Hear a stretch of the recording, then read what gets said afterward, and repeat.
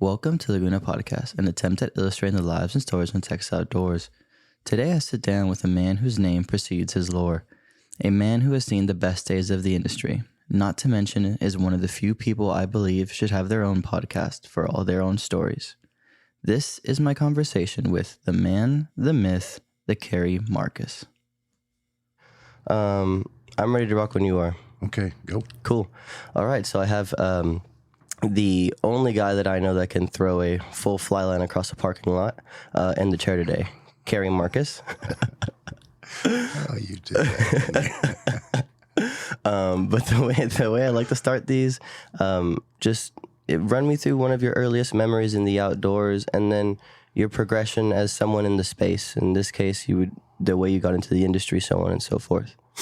Well, literally, I think my earliest outdoor memory is catching my first fish. Mm-hmm. This guy that worked for the people next door said, "Ms. Marcus, I'm going to take your little boy fishing down here on the creek." It was a block away from the house. And he took 2 cane poles. We dug some worms. I helped him dig. I mean, I'm 5 years old, maybe 4. I don't know. And it was what I would call a female bluegill. She was like 4 inches long.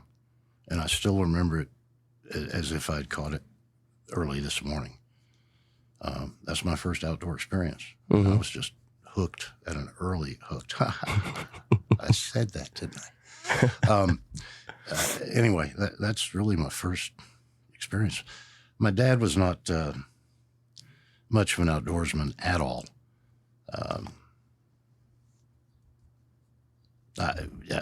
His dad's version of going outdoors was maybe going to a polo game or something. I remember him once coming back from a dove hunt, first day of opening season, September 1st, up in North Texas. And he'd gone hunting with Henry Miller, a cousin of ours, and some property Henry had. And Dad was real proud of himself. He had a full bag, a 10-bird limit. They were all field larks, not a single dove in the bunch. And I'm I don't know, 12 or something at the time, and I knew different. And I didn't know what to say to my dad about it. We're not plucking those. It's not going to happen. So outdoors for me was living close to that little creek, catching fish there. And then my grandfather on my mother's side decided that he was a used car dealer in Dallas, and he decided that living in town was not what he wanted to do. So everybody called him Lee Pop. And my grandmother was named Muddy. I guess that's a bastardization of mother or mommy or something. Anyway, my mother came up with that name for her. They bought a little farm on the south side of Dallas, possibly the worst real estate decision that anybody ever made in the history of, 7 states or something. When they were looking at this little farm, which they ended up buying, it had 1.5 miles of Trinity River frontage, so there's a bunch of woods and foxes, and we'd occasionally see a deer track, although I never saw a deer.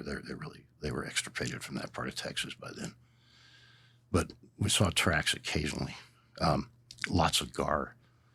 But that's where I grew up outdoorsy, was hunting and fishing there. Yeah, is that where your true passion developed for it, or had you already had? No, you mentioned you had it from that first day in that at 4 or thing. 5. I was you were done, hooked completely. Done, completely done. I was a fisherman. And then you also had mentioned to me before we had got on that you very seldom had opportunity to actually visit the coast. Well, we started going down to Port Aransas back, I guess I was 9 or 10, something like that was the first time. And I just adored it from the very first moment I was wading in the water. It was actually in the surf there. And throwing little spoons, and with a Mitchell 300, which corroded badly. You could rinse those things in soapy water and soak them. And by the time you finished the week-long trip there and you got back to Dallas, you'd washed it every night, and it was not the best of shape by the time you got back to Dallas. And the drag didn't work very well, so if you hooked a decent bass, This episode is made possible by our friends over at Gordy & Sons Outfitters, located in Houston, Texas, and employing a team of experienced outdoorsmen specializing in fly fishing, hunting, and wing shooting. Gordy & Sons is sure to prepare you for success in the outdoors. Next time you find yourself prepping for a weekend getaway or a bucket list trip, be sure to give them a shout. Pop, there goes your 8-pound test mono, which probably tested 4-pound test back then. I don't know. I remember it was kind of pink and really wiry. If it was midsummer, the mono I had back then was okay. But in the spring or fall, it looked like a pig's tail coming off that 4-spinning reel. Didn't have the lovely monofilament we have today. And it was like bad fluorocarbon. And then, so you mentioned about once a year you were able to actually visit those areas. Well, we would go to Port Aransas once a summer. Okay. And then I would start wangling extra trips with maybe a family relative or some family friend and plead my case that I will sleep in the corner. I won't be any trouble at all, just so I could go back down there. I mean, I sort of became a saltwater fisherman. The first time I was there, I just loved it. Loved it. And then, so... Let me tell you that story I was going to tell you about the trout. Oh, please, yes. I'm sorry, I forgot about that. I'm like 11. It's a year later. I think it was just a year later. So we probably went down there first when I was 10. So I'm 11. And back then, the causeway to get you from Aransas Pass to the ferry landing to get to Port Aransas itself was a 1-lane tar-covered, I guess they were 4x4s or 6x6s or something, with the occasional pull-out so that the important stuff like the Budweiser truck could get to the ferry to get to Port Aransas. And my parents were doing something. I guess they were driving to Corpus Christi or something, or Aransas Pass for some reason, maybe to go to an art gallery, some artist or something. I don't know. But they dropped me off on the causeway for this little strip you could wade. And there was a little channel there. I had a red and yellow mirror lure. And I cast and caught a couple of just, trout. 15, 16, 17-inch trout. Just, I was happy with that. And, of course, back then you killed them all, put them on a stringer. And I hooked a big trout, maybe 25 feet from me. And it was a really, truly big trout. She took the mirror lure. She came up and did that half tarpon thing that big trout do. Pretty violent shaking. Anyway, I saw that the mirror lure was down inside her mouth. All 3 trebles were in there. And she gave it one jump, and my mirror lure is 30 feet away over there to the left. And I'm 11. I'm not supposed to cry anymore. I cried. I hate this. Oh, my God, it's not fair. Oh, I was bawling. Oh, it was awful. Just awful. Did you ever get your redemption on that trout? Oh, many years later. I never caught a big trout until a lot of years later. A lot of years later. Okay, so from these days, doing Well, that was a kid being 11. addicted. I'm sorry, you were going to ask. Yeah, I was going to ask, first of all, you again progressing slowly as you get older in the fishing world, but I assume at one point the guitar stuff comes in too. Well, first, let me go back a little bit. Back it up. Age 9. Okay. There's a picture somewhere of me and my Uncle Eddie kneeling. He's showing me a new knot or some trout fly or something.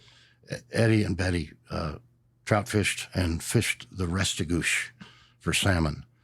Her father was a fairly wealthy New Yorker. I guess he was in the paper business somehow or another. Anyway, he knew some people who were members.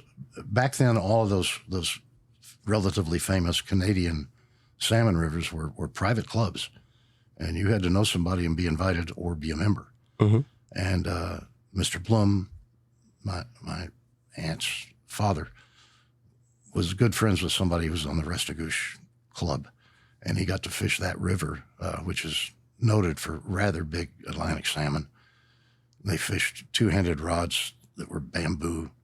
They weighed 7,000 pounds. I can imagine. Just nothing like a modern day.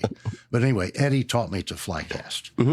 And they gave me my first fly rod, some inexpensive kind of a no-name little 7.5 foot. Back then it was an HDH. You'd call it a 6-weight today.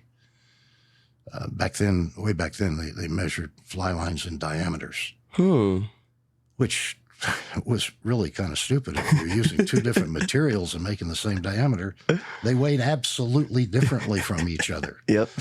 So finally, years later, the AFMA, American Fish Tackle Manufacturers Association, that's a mouthful, came up with these standardizations of what a 5-weight is supposed to weigh and what a 7-weight is supposed to weigh and all this stuff. But back then, you went by diameters and it was nonsense. But it's what we had. Anyway, Eddie taught me to fly cast. They were incredible snobs. They had a ranch outside of Dallas with all these ponds, tanks, is Texas term for pond. I'm saying that, I guess, for other people. It's a tank. And they had bass in them. And, of course, it was kind of murky water, so these bass were silvery. They looked like a barramundi. Literally, they were so murky, so sandy. They didn't have the dark stripe that you expect, the greenish that you expect to see on a largemouth. They were really silvery. They looked like that reel over there. The Freestone. Yeah. And I would proudly catch some 4 or 5 pounder, and I would carry it back to the house where they're all having lunch, and Betty would go, "Ugh, a bass." And if it wasn't a trout or a salmon, she was an incredible snob. I got a lot of family members like that. That's not good. At any rate, Eddie taught me to fly cast, and that was my first introduction to a fly rod. And of course, we had that creek right behind my house. There was a little sandbar. And I mean, you talk about covered up with bluegills, several species. And of course, they were all interbreeding. So that's not a green sunfish. I don't know what that is. You know, they would interbreed. By the end of summer, you'd have all these little ones that were just like the weirdest colors. It was really cool. So you'd have green sunfish, long-ear sunfish, red ears. Occasionally, they were on the edges in the deeper water of the sides of the sandbar. And bluegills. We didn't have any crappie at all. We'd have warmouth, which they look like. I don't know if you know what a warmouth is. It looks like a stunted smallmouth bass. They're olive and brown, and they like to live around weeds. Red eye. They're really kind of cool looking, like a smallmouth bass. A lot of subtlety to it, but pretty fish. Totally. Big old ugly mouth, but pretty fish, pretty color. Not as garish as a big old orange-breasted bluegill or something. Yeah. But anyway, I wore out hundreds of just shittily tied from the hardware store wet flies and dry flies. Were you buying or were you tying? Oh, hell no, I was buying. I remember they bought a little fly tying kit for me, some birthday, probably around that 11-year-old age or something. I'd been fly fishing for a couple of years. And they bought me a fly tying kit, and I went, yeah, I can do this. I don't want to. And I didn't. I mean, I learned how to tie.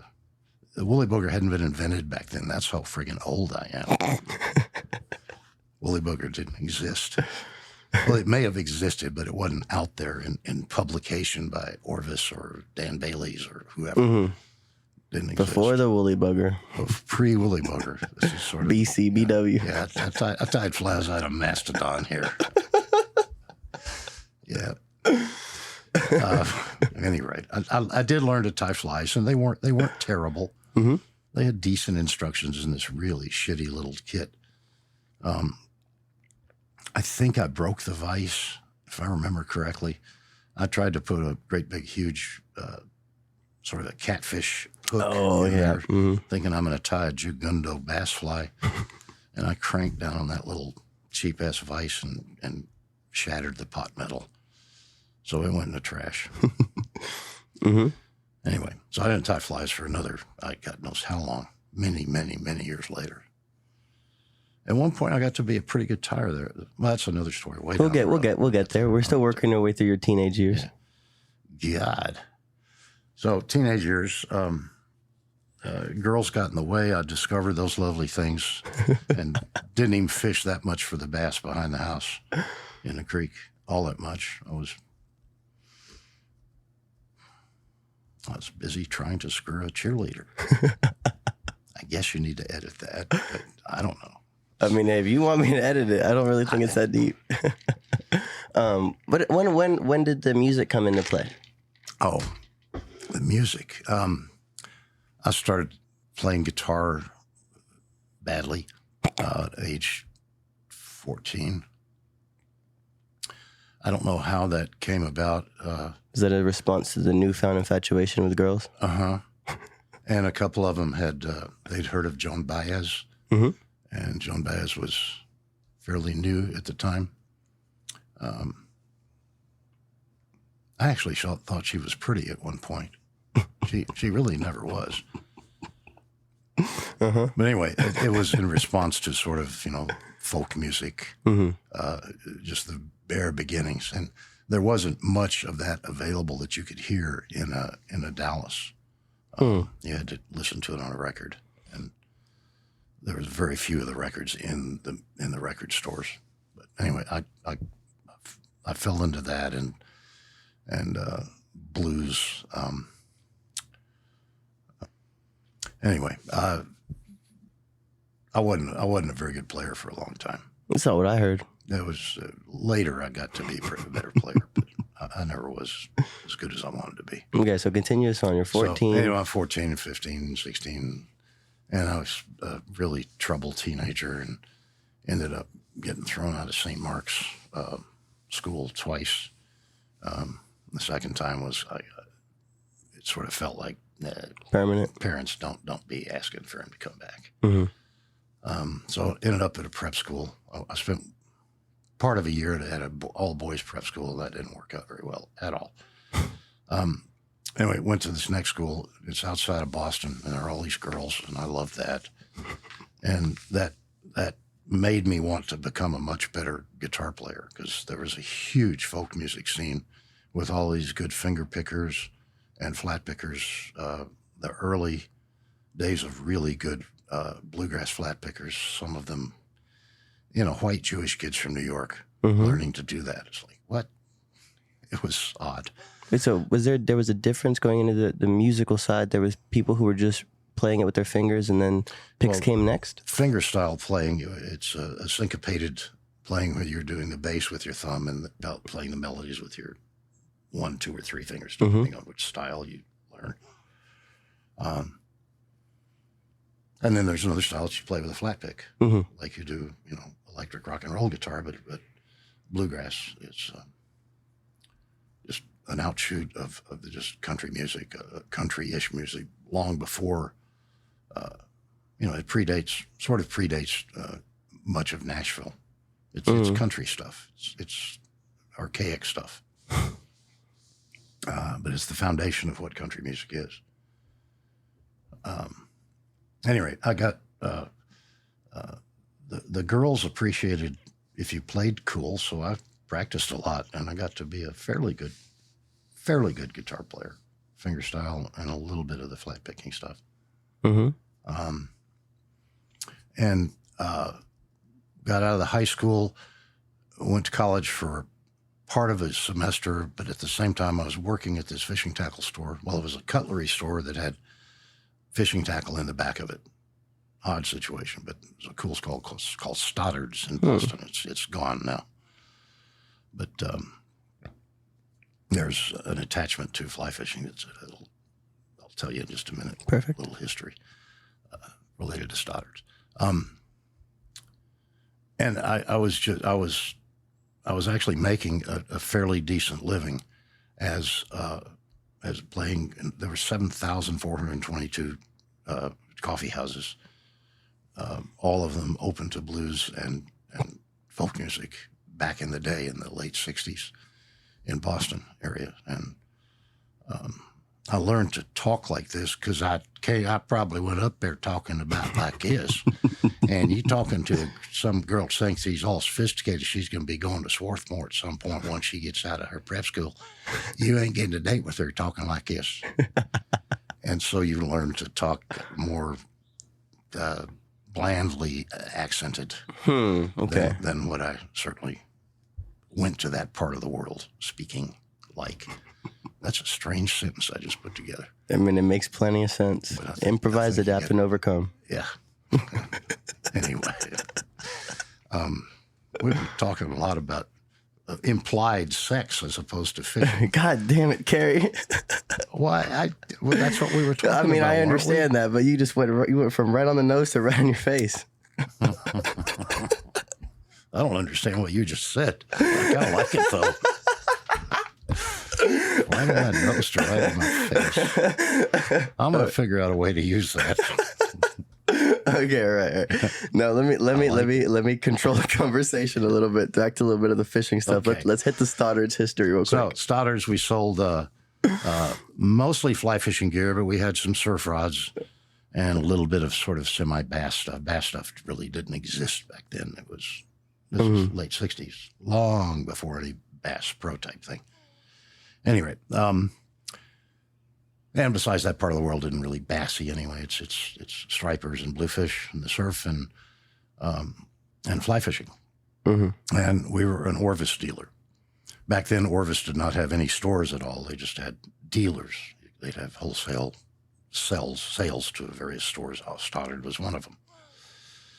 And there's a guy named Bill Cairns who was kind of their lead show-off caster and sort of a promo guy, a low-key promo guy who went around the Northeast mostly, talking to the Orvis dealers and getting to know everybody and stuff. And he kind of, I guess you'd say, he protégé'd me and said, you need to come to work up at Orvis. And I went, that's the coolest thing anybody ever said to me. And so I went to work for Orvis after several years. And I'm leaving all these girls behind. There weren't very many in Manchester. A sacrifice to meat made. Yeah. God, I remember that one too. I'll have to. So I got up there and I was running their fly department. And then in the early spring and summer was teaching in their nascent, their first fly fishing schools that they had at Manchester. They had a big pond behind it with some Arkansas-sized brown trout in the pond, which were uncatchable. Too smart. Well, I mean, if you dug up a Helgermite or something, they were dead meat. I did that a couple of times at night. I went in there and caught a couple of these freaking monsters. Whatever it takes. They were 15, 16, 18-pound brown trout. That sounds insane. Like the ones that you see that you essentially can't catch up in Arkansas. They're, for people that don't know, there are a lot of 20-plus brown trout in the White River in Arkansas. Now, they didn't get that big by being a freaking idiot. The best way to catch them without using a live rainbow trout, because what do you think they feed on when they're that big? Stocker rainbows. Makes sense. That are 11 inches long. That's their food source. Anyway, where was I? Oh, Manchester, Vermont. Yes. So I was there from 69, late 16, mid 69, 70. I guess I left in 71, just 2.5 years, 2 years, something like that. I was there when, in 1970, when we got some sample graphite rods from Shakespeare, England. That was a totally different division than Shakespeare, U.S. None of that Shakespeare or any of that stuff was a part of that. Pure fishing did not exist at the time, so that was a separate entity all by itself, Shakespeare. I don't remember how many rods they sent us, 15, something like that.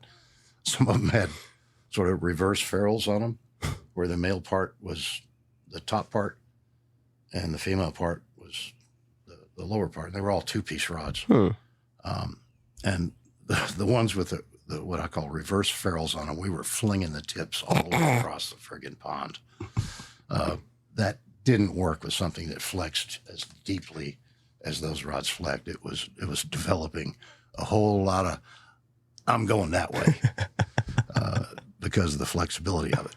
Well, after we'd finished casting all these rods, there were 4 of us standing around talking. I don't know. We were telling dirty jokes or something. I doubt that, but I don't know what we were doing. But it was Mr. Perkins, the owner of Orvis, Wes Jordan, who was the famous, I say in quotes, rod designer. Well, Wes was the last guy living of the, quote, famous, unquote, bamboo rod designers. Mr. Payne had died. Mr. Dickerson had died. Mr. Leonard had died.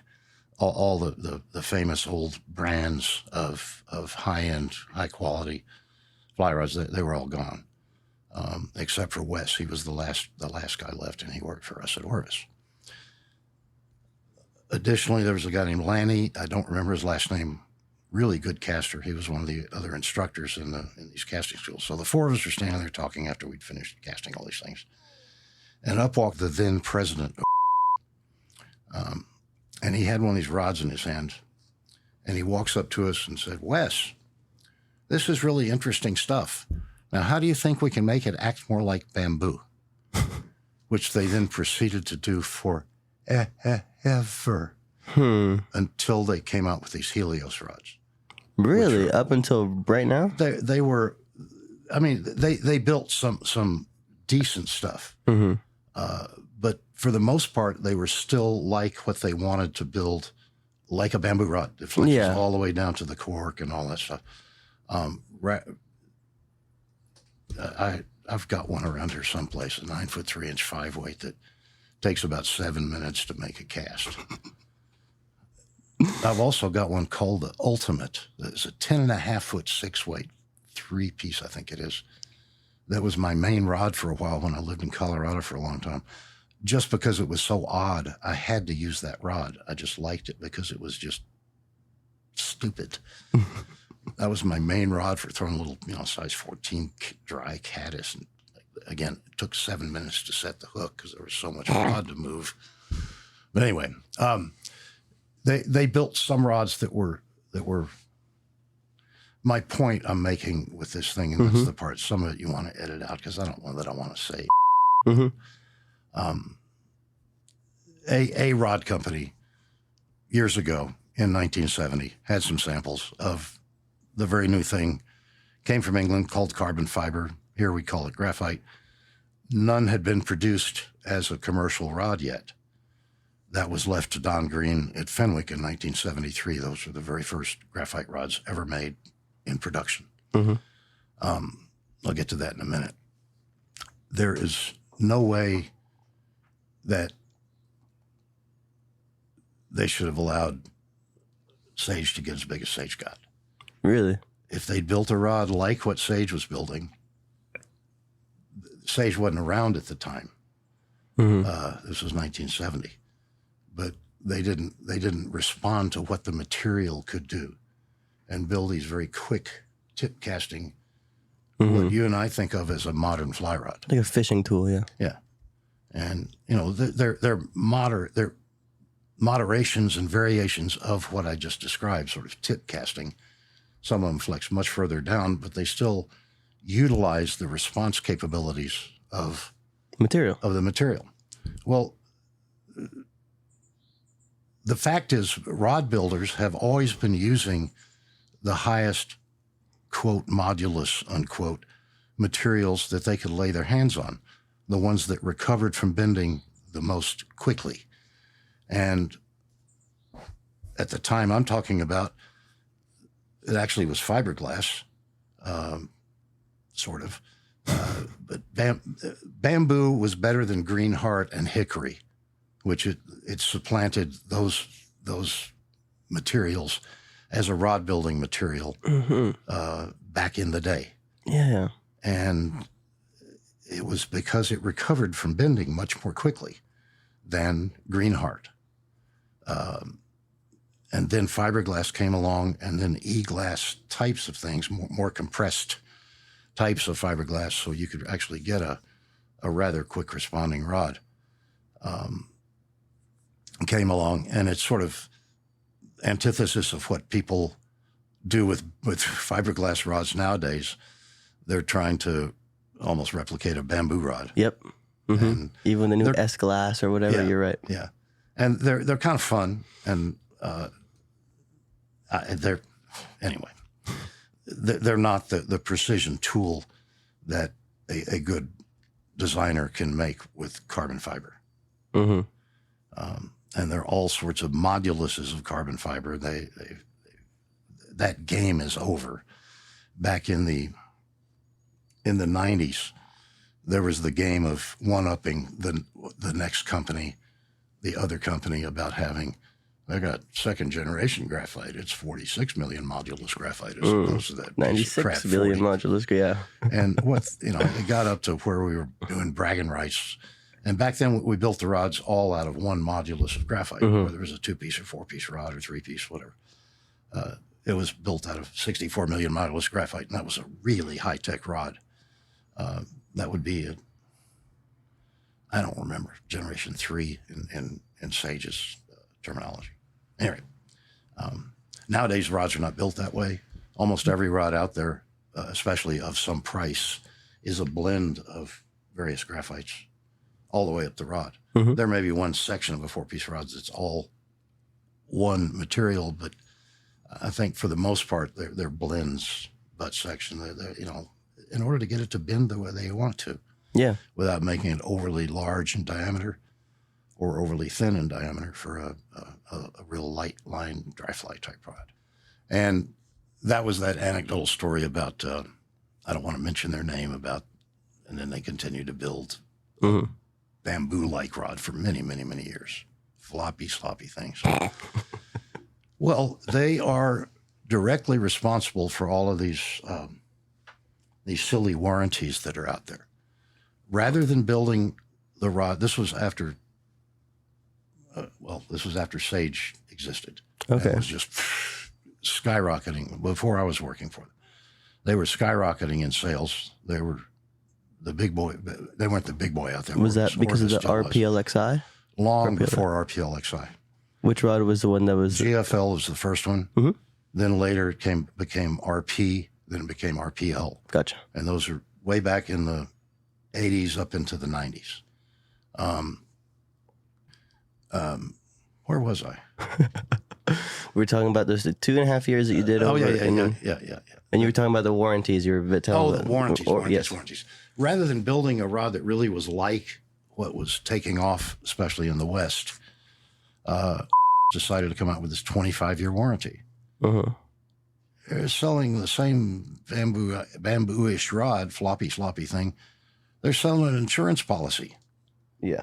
Not Anyway, that was the precursor that came in the 90s after River Runs Through It came out. And there were some purchases of Thomas & Thomas, of Scott, of Winston by youngish, wealthy people. It's a toss-up, but whether it was Scott or Thomas & Thomas or whoever, and it doesn't matter, who first came out with the lifetime warranty. And they built a legitimate product, whoever the hell it was. I kind of think it was Scott. I think it was Scott too. But so Sage had to follow along. Gary Loomis fought it like tooth and nail because he sells way more conventional rods than he does fly rods. Yeah. And by then, the bass world had become a huge bonfire. And the way you set the hook bass fishing, especially if you're deep, and then braid comes out, and you got a lifetime warranty? Are you kidding me? And I'm trying to run a business? Yeah, that's not smart. So Gary fought it tooth and nail, and I think rightly so. Mm-hmm. The problem is, just my opinion, a lifetime warranty from a Scott ought to be available when you purchase the rod. Mm-hmm. If you want to pay the extra $100 or $150 or whatever the hell they think it's worth. I don't know what it's worth. And that way, if you don't happen to be a rod breaker, you're not paying for your clumsy-ass brother-in-law that trips on his shoelaces, who breaks shit all the time. I think lifetime warranties are just a stupid way to... Anyway, it's a silly expenditure that's built into the price of the rods. Mm-hmm. And if you pretty much know that you're not going to break stuff, I don't think you ought to have to pay for it. You think rods are innately more expensive, again, because it's priced in now? Oh, of course it is. Absolutely. 1,000%. Of course there's part of the price. Wow. Don't get me started about modern fly rod prices. I want you to get started on modern fly rod prices. But first, When you get to be my age, let's do this first. You're required to bitch about high prices. Good. I can't help it. It's part of the genes that you didn't even realize it was going to happen. Maybe I'm supposed to enjoy the fact that these high-end rods are $1,050. I don't think that's the case. I do not enjoy that. Last I checked, I don't. I just don't get it. I don't understand it. It's they are not that different from the 700. What were the retails? Oh, you have the. Oh, no way.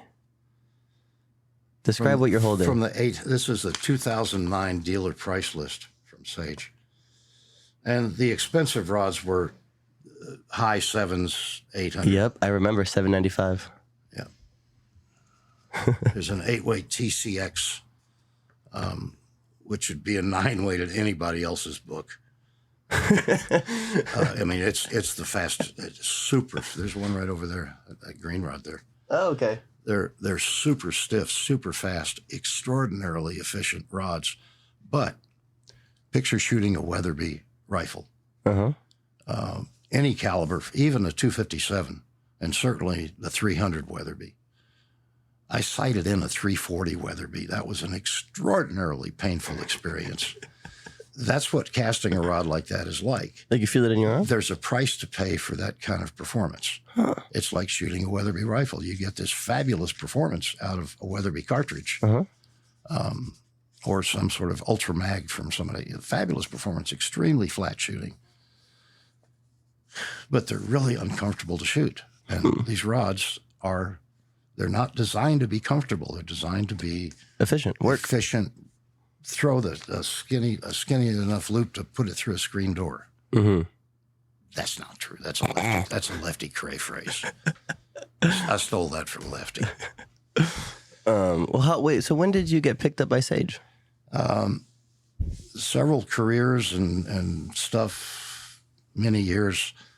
I was fishing all the time, but I got to be really good friends with a guy named Jimmy Nix in Dallas. He was the early on Sage and Umpqua rep. He had gotten to be a relatively famous, especially bass fly tire.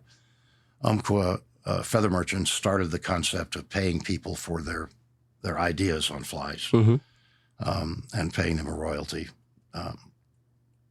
Nobody but Dave Whitlock and John Barr ever really made a lot of money on their fly patterns. But anyway, it was revolutionary that Umpqua came up with this idea, paying these people for their patterns. Jimmy was a contract tire. He had several bass flies, two of which I kind of helped him develop. Take your credit. At Umpqua Feather Merchants. So he was a fairly famous fly tire. And he and I were we were the two, quote, best, unquote, tires in the Dallas club, the fly fishing club. I think that's a true statement. I don't know that yeah, we were. And you mentioned real quick, that a good amount, a chunk of time passed between your days over at Orvis and then your days over at Sage. Oh yeah. Well, that was a lot of years. I didn't intend to skip. No, it's all right. It's boring. I did, stuff where I had to wear a suit every day for a lot of years. I was in the retail business as a buyer, merchandise manager for men's suits and sport coats and top coats and all that crap. Went through executive training with a store and ended up going to New York, worked for Bloomingdale's for a while, then came back and did the same job at a store in Texas. Got really tired of the fashion business, the importance of these clothes, the women's part of it is where it's so important, where this length of skirt and these shoes and these bags and this name of this designer is really important. Well, like no, the it's not. pretentiousness? Yeah. No, it's not. Yeah. I rebelled against that and left. Practice wife and I moved to Vail.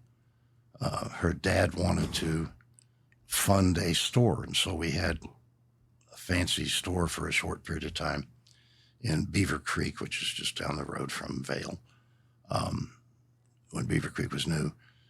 And I tell people we lost a lot of money on the store, but we came up pretty good on we'd bought a duplex, her dad and us, and came out okay on the sale of that. So it was a wash. We came out to Dallas, and I went in the real estate business, selling raw land, finding wealthy people that could, put land in the freezer for 25 years. Ross Perot was a customer, a client, sold several thousand acres to him and his son. And I obviously have enough money to put land in the freezer for a long period of time.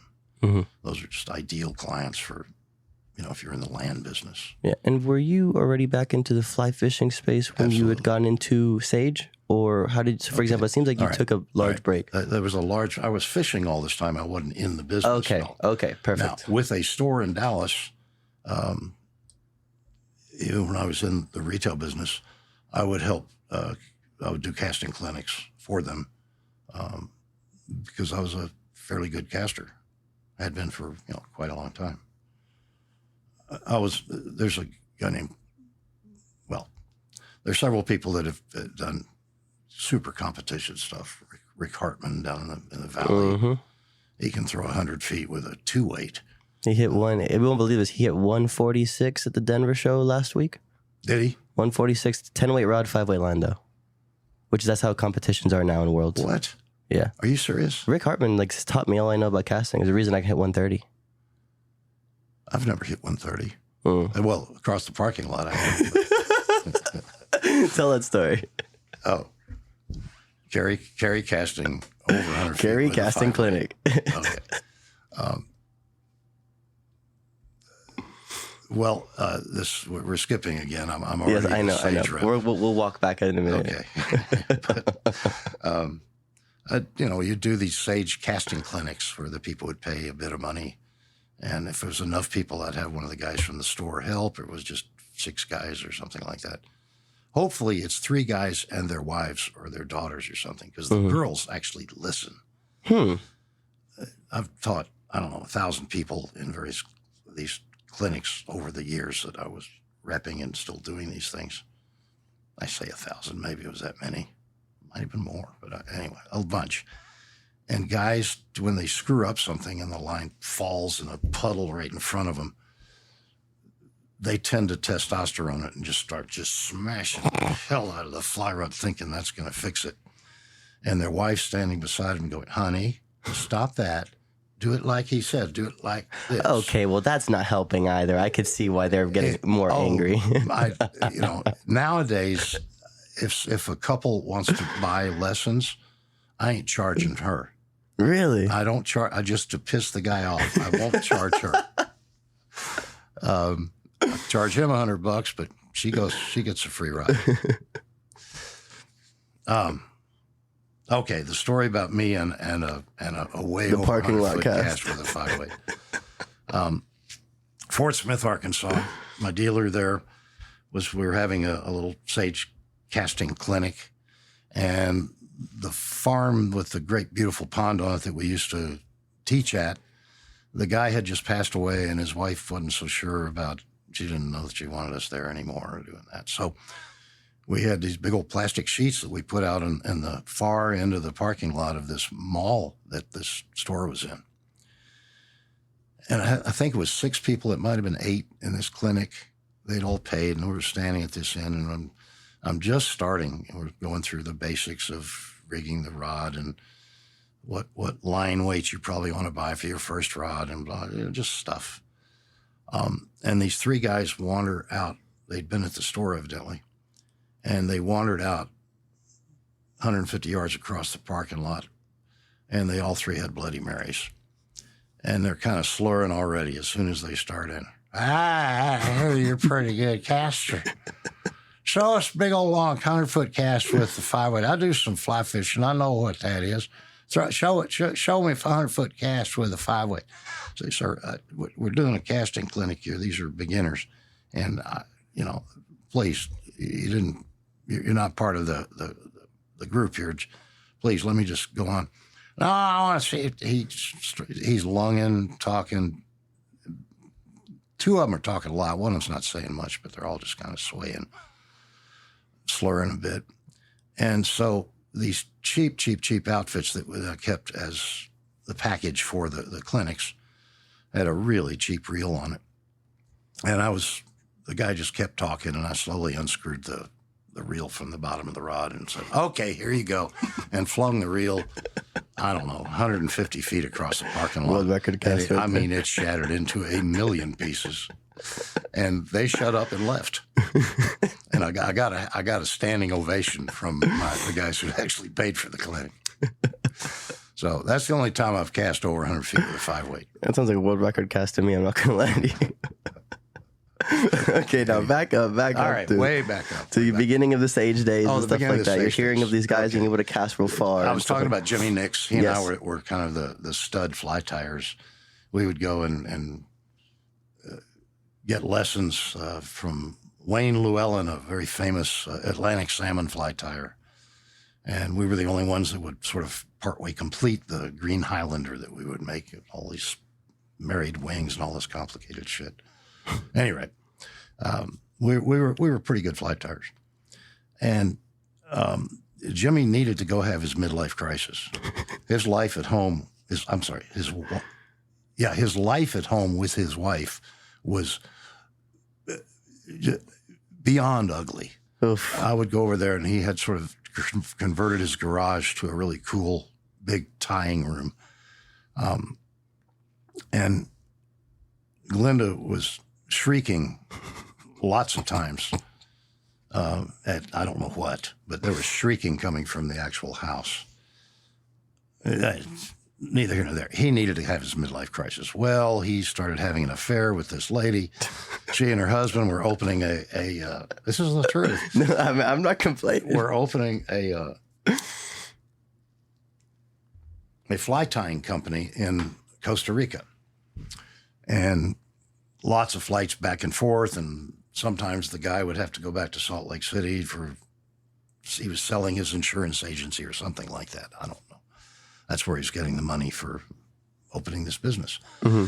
Jimmy and his wife started having an affair, and unbeknownst to me, I was covering for him, picking Jimmy up at a strange hour at the Dallas-Fort Worth airport and taking him to this hotel, and then hurrying back and picking her up and taking her to a different hotel, at which point I saw Jimmy in a taxi going to that hotel.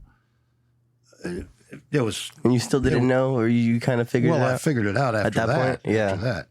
It was pretty sordid. Yeah. And I don't really know the end of it, except that they shut down their fly tying operation. Nah. But Jimmy, at that point, had moved to Costa Rica, and he called Sage and said, you probably want to talk to this guy. And so they flew me out there and talked to Mark Bale, the sales manager, and George Cook, who's the rep for Alaska, Washington, Oregon. Back then was kind of the technical director, was asked to take me out to eastern Washington to fish some of these lakes to see if I could fish. And I caught some trout, and George didn't. I don't think George did. He may have caught one, but I caught a couple of trout. Okay, he can fish. So they hired me.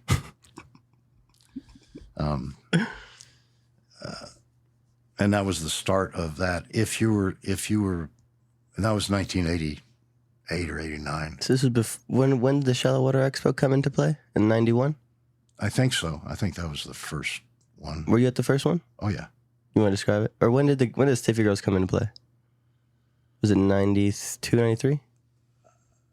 It was the first one. Whatever the first one was, I think he had Stiffy Girls first time around, I think. Huh, okay. I thought when it was one of the early ones, I wasn't sure if it was the first one, though. You probably know better than I do. Well, he would probably know better. Yeah, he told it. It's just been a while since I talked to him. Yeah. But yeah, Mark Caslow and the Shallow Water shows. I was going to say, if you're the Sage rep, you automatically become the Tibor rep. Okay. And then if you're the Sage rep, they assume that you're pretty good, these companies out there. And so you kind of automatically became the Sims rep. It took me a while for Umpqua to come around, but they did. And then Ross Reels, and I never could land Scientific Anglers. Pissed me off. Why do you think that was? I honestly don't know. I thought there was going to be some sort of backroom story in there somewhere. Well, I don't know. There isn't an interesting story attached. The thing is, as far as repping Scientific Anglers, where you need to go to stores like Academy as well as your fancy fly shops, Mm-hmm. I had owned, metal flake bass boats.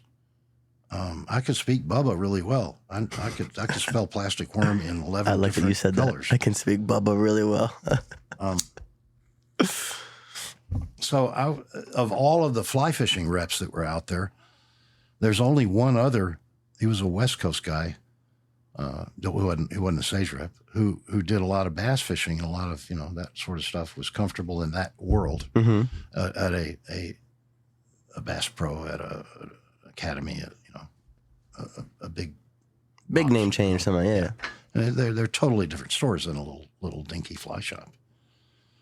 Did I say dinky? I shouldn't have.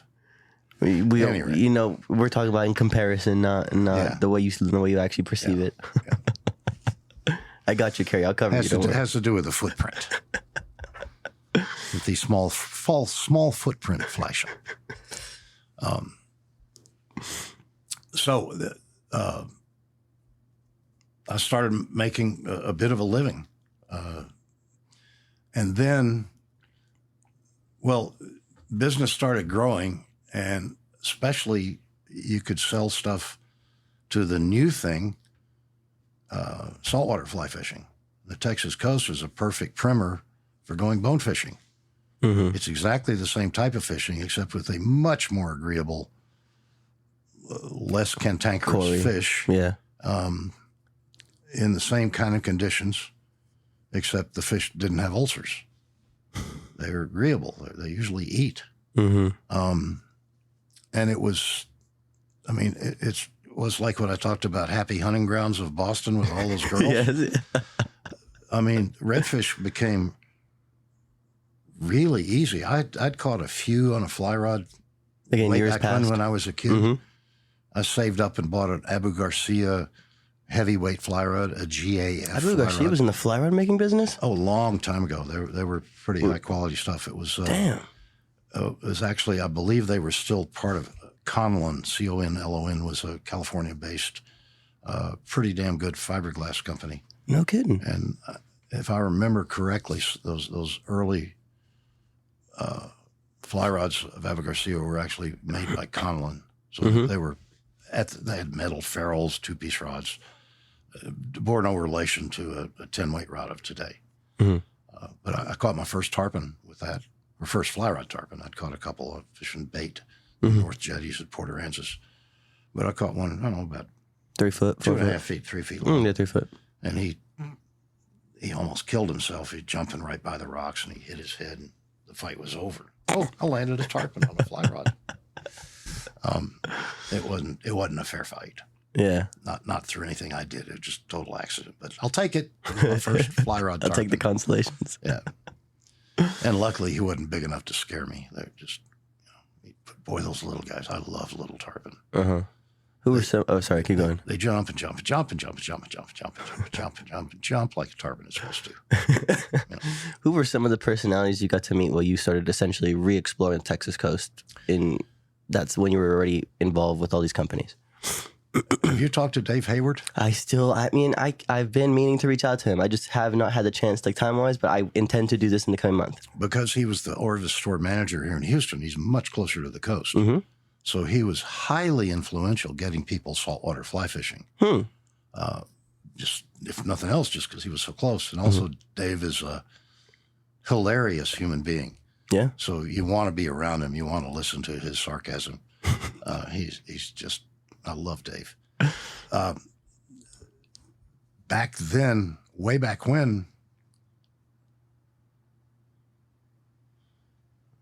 there weren't any guides that were fly fishing. What year was this? 90s. Okay, so you had 80s. you had Glass, Skates, Kilgore, obviously. Skates was down there in South Padre. He was the first and the only fly fishing guide on the Texas coast for quite a long time. And his kind of specialty was South Bay fishing for tippet record trout, and he had at one point 2 or 3 different, 2 a pound and 4 pound. He may still, on my IGFA books at the store, he may still be in the books on 2 pound or something like that for record trout, even though he's now been dead for 6-7 years, something like that, maybe more than that. Anyway, he was, he's who you went to first. There were a couple other guys in South Padre, a couple of guys in Port Aransas who would take you fly fishing. But they nobody had the boats and nobody was dedicating themselves to being a fly fishing guide back in 1990 something. Chuck Nizer decided that's what he wanted to do. And without a boat, we wade fished back then. We didn't have any skiffs that were pullable. A Florida skiff didn't come into the scene till mid to late 90s, right? Well, Hell's Bay was the first of the really super skinny skiffs. The Waterman. And they introduced themselves at Caslo, the Shallow Water Expo. And the rest is history. It was just revolutionary. We fished a boat that was made there in Rockport area. Fiberglass was probably this thick on the thing, all the way through, flat bottom with a couple of strakes. Like a Dargle or something? Yeah, but it was a local guy named, similar to a Dargle. The beauty of that thing is when we're going up one of these little twisty bayous to see if we can get to that lake and wade it, if you blew out, it's tough enough where you just gunned it and went over a bunch of grass. Not very nice for the grass. It's a shitty thing to do. But different time, different mindsets. Those boats were unflexible. And if you had, a 90 on the back of it, they were small boats. You just firewalled it. You saw yourself starting to slip. Just firewall the thing and keep going. And that's how we fished for quite a long time until they started getting skiffs. And some of the people you got to fish with? Well, with Chuck Nizer, I got to fish with a bunch of kind of wealthy Texans that I kind of don't remember their names. I just meant more of your days with Chuck, maybe some of the days you spent with other guys like Glass and, I fished, Phillips. I fished with Eric Glass some down in South Padre when he moved down there and started guiding. Eric Glass is the best, the toughest working guide I've ever been around. I was much older than him, but I fished younger, I guess. I was willing to go.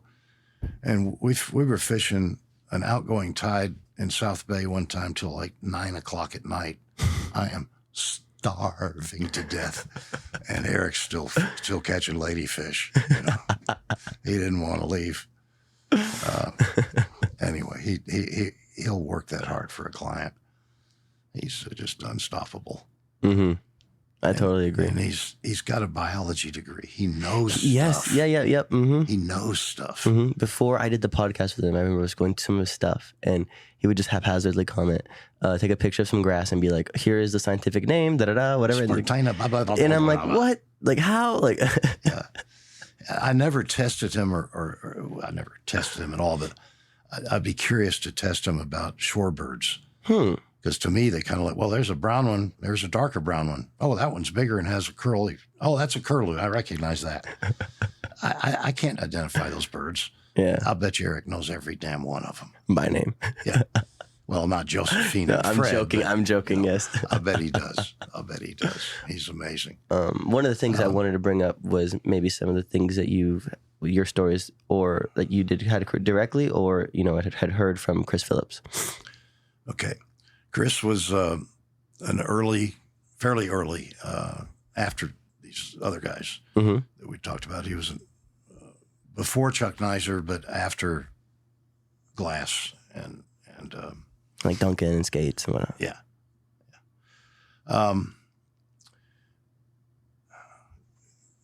Unusual thing about Chris was we'd go offshore to look for cobia or inshore, didn't matter.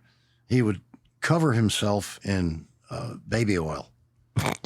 The rest of the world is going, I want to protect myself from cancer. And he'd take his shirt off and just pour baby oil all over him and then slather it with a towel on his back and everything. Asked me to rub it in, and that wasn't going to happen. I'm not homophobic. I'm just weird phobic. And I wasn't going to rub on his back with Johnson and Johnson baby oils. You're cooking yourself, Chris. You are frying yourself. And in fact, he ended up dying of cancer, but it was a brain cancer. It was a very sad thing. Mm-hmm. Went on for quite a while. Mm-hmm. But Chris was an ardent fly fisherman. He particularly loved tarpon, although fishing for tarpon with a fly rod here is a little bit of a tough game. They're around the jetties in the summertime, but they're mostly offshore because there's not a lot of reason for them to come into the bays anymore. You know what the first name of Port Aransas was? It was tarpon something. It was tarpon. It was that was the name of the town, and it was known as the tarpon capital of the world. Oh yeah, back in the 20s and 30s. With a tarpon club too, right? Yeah, and because every river that empties into the Gulf Coast has a dam or two or three on it, the kind of water and quantity of water that comes into our upper bay systems totally changed from what it was turn of the century through the 30s. You think that's the reason? Oh, of course it is. Huh. It's one of the main reasons. Yeah, I agree. There are still some juvenile tarpon that live up some of these little creeks that I won't mention their names, but you can think you're bass fishing with a white spinnerbait and there's a bass. Next fish is a baby tarpon about this big. I mean, I guess it makes sense. You see the same thing down in South Padre, but one of the things that I'd always thought, and this is after I spent time talking with like Shannon Tompkins and some of the other folk that had not been able to experience it sort of between the freezes of 83 and 89. And what they had kind of mentioned to me was like after those freezes in 83, or the freeze in 83, the trout fishing had gone to zero essentially. And so a lot of the big name guys were essentially had their hand forced to go and say, hey, let's go look at big game fish, but obviously we won't keep them, or we'll keep them, but we won't eat them. So we started and I have a picture in that book that right behind you of the dock full of tarpon all over. Oh yeah. Yeah. And I thought that was one of the biggest reasons why we kind of lost a lot of that biomass, if you will. They killed, until recently, they killed tarpon in Boca Grande, which is now the tarpon capital of the world. But now they would release them if they didn't get sharked. Yeah. They lose a lot of tarpon to sharks there. But no, it's not. The tarpon had declined precipitously because partly because of Try to turn a little bit when I'm sorry. Yeah, you're good. Partly because of the change in the salinity. The babies baby tarpon, when they're larval, they don't look like a tarpon, and they swim into the passes and go back to the back of the bays. They have to have brackish water before they turn into something that looks like a tarpon. That's how they grow up. Baby tarpon live way back up in the Everglades, although that's some really crappy water nowadays. But they have to have that, the baby ones. They don't spawn unless it's anecdotal occasions. They spawn offshore. Yeah. Those are the recent studies from the Bonefish and Tarpon Trust. These tarpon spawn way the hell offshore, and these strange things that don't look anything like a tarpon. Make the mass migration all Mass over. migration. Go in the jetties and get to the back of whatever bay they go into. Well, they have to have that, and if they don't have that environment, some of them die, I guess. Yeah. Another thing happened in the 50s. I don't know who it was, but there was some American guy who partnered up with a guy in Tampico, Mexico. Okay. That's the mouth of the Panuco River. The southern part of the Gulf of Mexico, America, excuse me. Our tarpon from... Goddamn right. Yeah. Our tarpon from sort of the Delta, Mississippi on south, they migrate down there, and that's where generally, not all of them, but many, many thousands of them winter in the mouth of the Panuco River off of Tampico. Well, this guy and this other guy thought they looked a lot like cat food and fertilizer, so they dynamited the hell out of them. Really? Now, these are, the big ones are 70 years old. So you kill a bunch of them that are the big spawners in the 50s. Well, the ones that survived, you got a few big ones left, but these little 30, 40 pounders that are not spawning yet, you have to give them years for them to grow up, for them to spawn again. Yeah. So, I mean, it's a hugely long cycle for tarpon to spawn, aggregate in any kind of quantity, and they have come back from their lowness in the 60s. So there was like a moment, you think, that people just weren't catching tarpon or just weren't seeing tarpon? It was very tough to catch them in the 60s. Really? Very tough. I know that because I fished for them with bait, with all of these shark and other bait fishermen on the Horace Caldwell Pier. Out at the end of the tee, that was the tarpon bench. You sat there and you dunked a big float with a live mullet on a 10-aught hook, 80-pound line on a Senator, a 4-aught Senator with a Harnell 552 surf rod.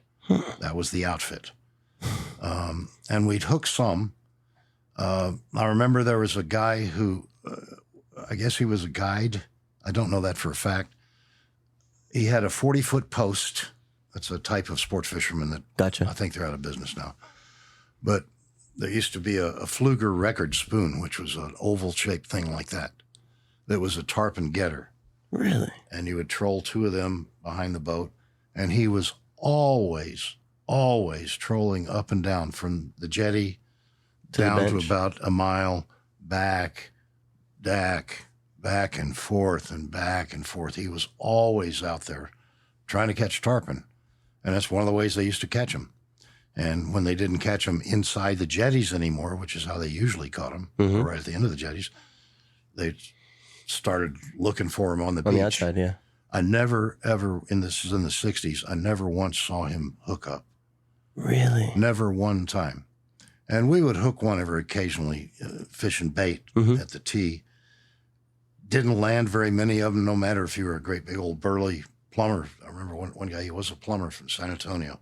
He wrapped beautiful rods, all this intricate diamond work on these Harnell 552s. Big old burly guy, it didn't matter. And I'm this little shrimp. And you hook one, and it's blind ass luck if it runs that way. Most of them ran directly under the pier, jumped under the pier, and broke you and off. Immediately broke, because every piling is covered with barnacles. Yeah, there we go. You didn't have a chance. You were the routine. You're supposed to yell down, and everybody's asleep on the bench. So it woke everybody up. Oh, yell at the top of your lungs, down, and you see this big tarpon thing roll on your bait before if you're looking over the edge. one of the few that are awake in the middle of the night. Mm-hmm. And you see this great big huge silver thing go, and then your float goes down, down, and he jumps under the bridge, under the pier, and cuts you off before anybody else gets a chance to even see the goddamn thing. Yeah, so you woke everyone else up. You're just being an asshole. Yeah, that happened a couple of times. Just bragging. Yeah. You made that up. Well, you see I got a float left anymore? No, I'm not making this up. What was the best year that you had for tarpon in Texas? In Texas. Your own anecdotal story, obviously.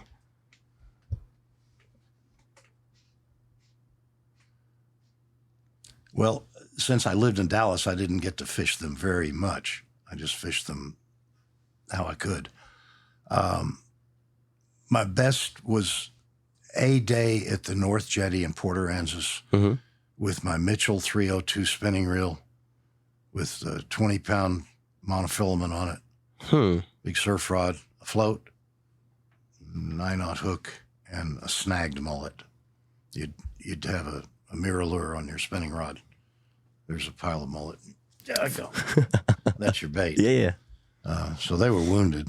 Sometimes they didn't last all that long. You had to go catch another one. But anyway, caught 3. And they were, like 80-pound fish. Yeah, it was a perfect size fish, honestly. No. I like the 60 to 80s. They were kind of too big for me. Oh. I'm on the rocks. Yeah, I know. Yeah. And the few I've jumped have been the 40 to 60 pound range. Maybe one close to the bigger sizes, like 90 on the rocks, but never like the biggest ones have always been on the boats in the surf. I've really never gone and fished the surf. A tiny bit I have, but not very much. I need to go down with Scott Knoll when they're in and just try to hammer them. Is Scott Knoll the one who was in charge or who had started that Tarpon, Texas? It's like an invitation Tarpon, Texas tagging program? No. Who started that? I was on the tip of my tongue for a minute ago. I was just talking to him the other day. Yeah, I friended him on Facebook years ago, and that's how I got involved with that, or at least invited to the first thing. I don't remember his name. Me either. And I haven't tarpon fished Texas enough to start thinking about tagging them and stuff. I just haven't, for whatever reason, I just haven't done much of it. I love little bitty tarpon, 8-weight tarpon. Yeah. That are 3 feet long. They maybe weigh 20 pounds, 25 at the most, because they just jump violently, and that's all they want to do. And they're right up against the rocks. I haven't done enough of that to say that that's my thing. That's my thing. That's my favorite thing. I would like to, but I just haven't. What are some areas that you've been able to visit through your time as a rep or someone who is representing a lot of these brands? Well,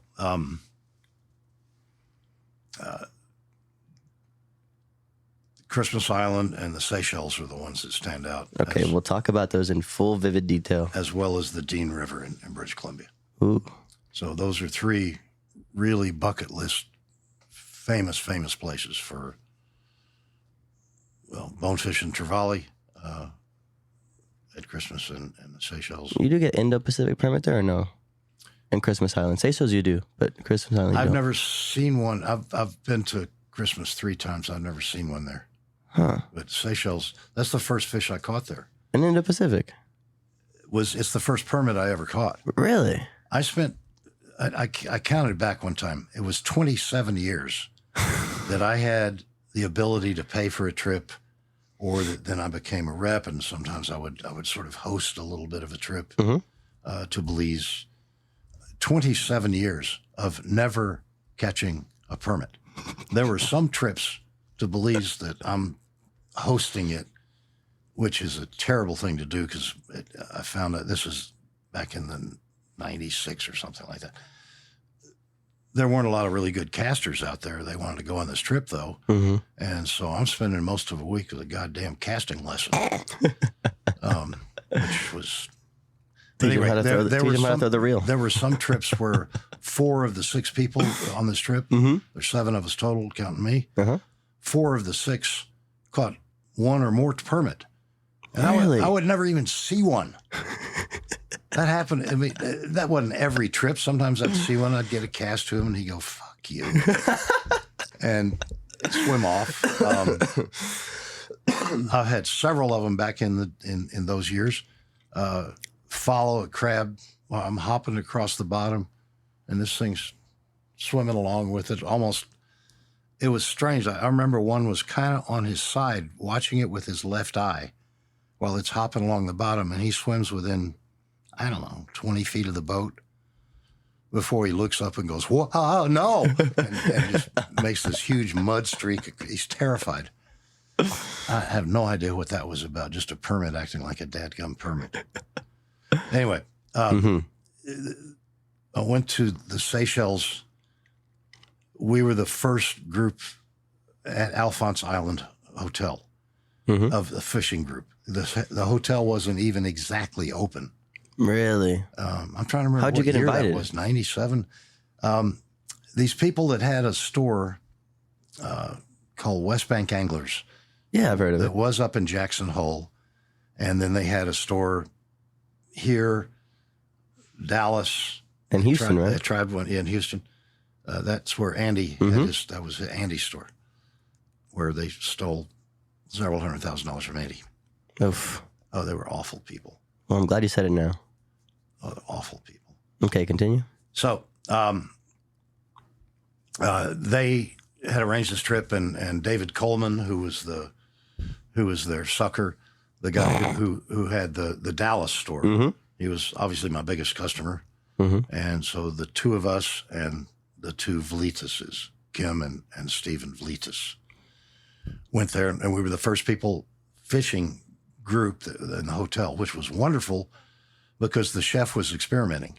Huh. So you had this fabulous French chef that you'd order whatever you were ordering for dinner, and he'd have 3 or 4 other little lagniappes of some things that he was experimenting with.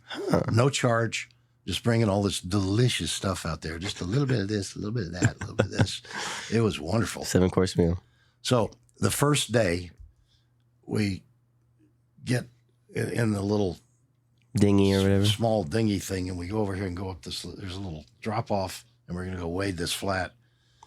And I never ever fished crab patterns. I just don't. Even when you're throwing out these permit years before? Well, obviously for that I would. Okay. So just in 'cause general, like it your was own What you're preference. supposed to do with permit. Mm-hmm. David Coleman, the guy I was talking about that went to the Seychelles with us, he once in a blue hole in Belize caught about a great big permit, about a 40-pounder, 38-pounder, great big huge thing. It looked like a dinner table Yeah. on a blue and orange tarpon fly. Really? He thought he saw a flash down there, thought it was tarpon, cast, let it sink a little bit, strip. And this permit comes up like a rainbow trout and takes the thing. No Great kidding. big, huge thing. There's some guys that have video of permit eating topwater shrimp flies now. Yeah. But it's only like, apparently it's like one specific spot in like Mexico or something. I don't know, how much of it is marketing, but the videos are very, very cool to see that's permit cool. do that. But whenever I hear that that's the only place they'll do that, I'm going, horse manure. Yeah. Although, never mind. I haven't fished there, so never mind. Can't attest to it. Yeah. We're going to talk about those fish that Okay. eat the fly out of the air. We get out of the boat and we're going to wade across this flat, and there's like 3 of us or 4 of us abreast. And I look to my left, and those are permit. A little Indo-Pacific permit like Yeah, this, yeah. a little school of them. And I cast, and it's like thrown to a bonefish. They ate it like a bonefish does, like a redfish does. They ate. Like they're supposed to. And I caught this thing, and I caught a permit. And anyway, the rest of that Seychelles trip was pretty cool. And the triggerfish are just amazing. I caught several species, Yeah. and I had one of them actually bite through a number 6 stainless steel hook. No kidding. I don't know if the fly was old or something, but he he did that. I landed him. Really? He was about this big. It was the Picasso one, the ones with the stripedy things on them. And I had him here, and he was still going. And all of a sudden, the front of my fly falls off. I don't know. It was very strange. What about your experience with the GTs? GTs. Okay, we'll go back to Christmas Island in 1995. You didn't hit many over there in Alphonse? Yeah. But your biggest ones were in Christmas? World record. Ooh, hit me. If I'd turned it in. Oh, world record at me, hit me. I have something I believe in. I'm in the business. Therefore, if I catch a record fish, I'm not turning it in. Wait, why? Wait, no. I just don't think it's right. How does that make any sense? I'm not sure. I'm not sure, but I didn't. The leader was probably legal. I don't know. It might not have been. All right. It was a cloudy day, Christmas Island. Uh-huh. And turn a little bit for the microphone. Turn a little bit for the microphone, please. Oh, that's a microphone. It was a cloudy day, and my thinking cap caught on at breakfast for some reason. I have no idea why I thought this. I'll just take my 10 weight, and I can throw poppers with it. And years ago, a 10 weight was what you used for bonefish. Yeah. Orvis Shooting Star was a bamboo thing that was a monster rod. It was at least a 10 weight. That's what you used for bonefish way back when. Mm-hmm. Anyway, so I got my bonefish flies. I got a few big poppers. Popovic's Banger. Silver, the big size, and a 4-aught. That's the first thing I had on with a shock leader and regular leader all the way up. I get dropped off at this one spot that's got this channel. Channel goes this way and then curls around. There's all this flat over here. Mm-hmm. So I start walking down this coral sort of peninsula, looking at this channel. I have on the big popper because of the deep water. I think, I'm rigged up. I'll catch me a trevally. And here comes this group of trevally out of the deep water onto the flat across the gut. Channel, yeah. And it was maybe 60 feet. There were 4 or 5 fish, and this big bruiser, he was somewhat bigger than all the others. This is one of those rare occasions where you throw at a group of fish, and the big one takes the little it. one gets it usually because they're faster. Mm-hmm. The big boy hit this popper. They were fish jumping out of the water like crazy. They were chasing stuff. Yeah. Bonefish, goatfish, whatever fish. They were jumping out of the water trying to get away from these things. They're just voracious fish. Mm-hmm. And I made this cast, popped it a couple of times, and boom, was on. I had that reel. Which one? That Lamson 4. Oh, okay. That was the reel I caught the fish on.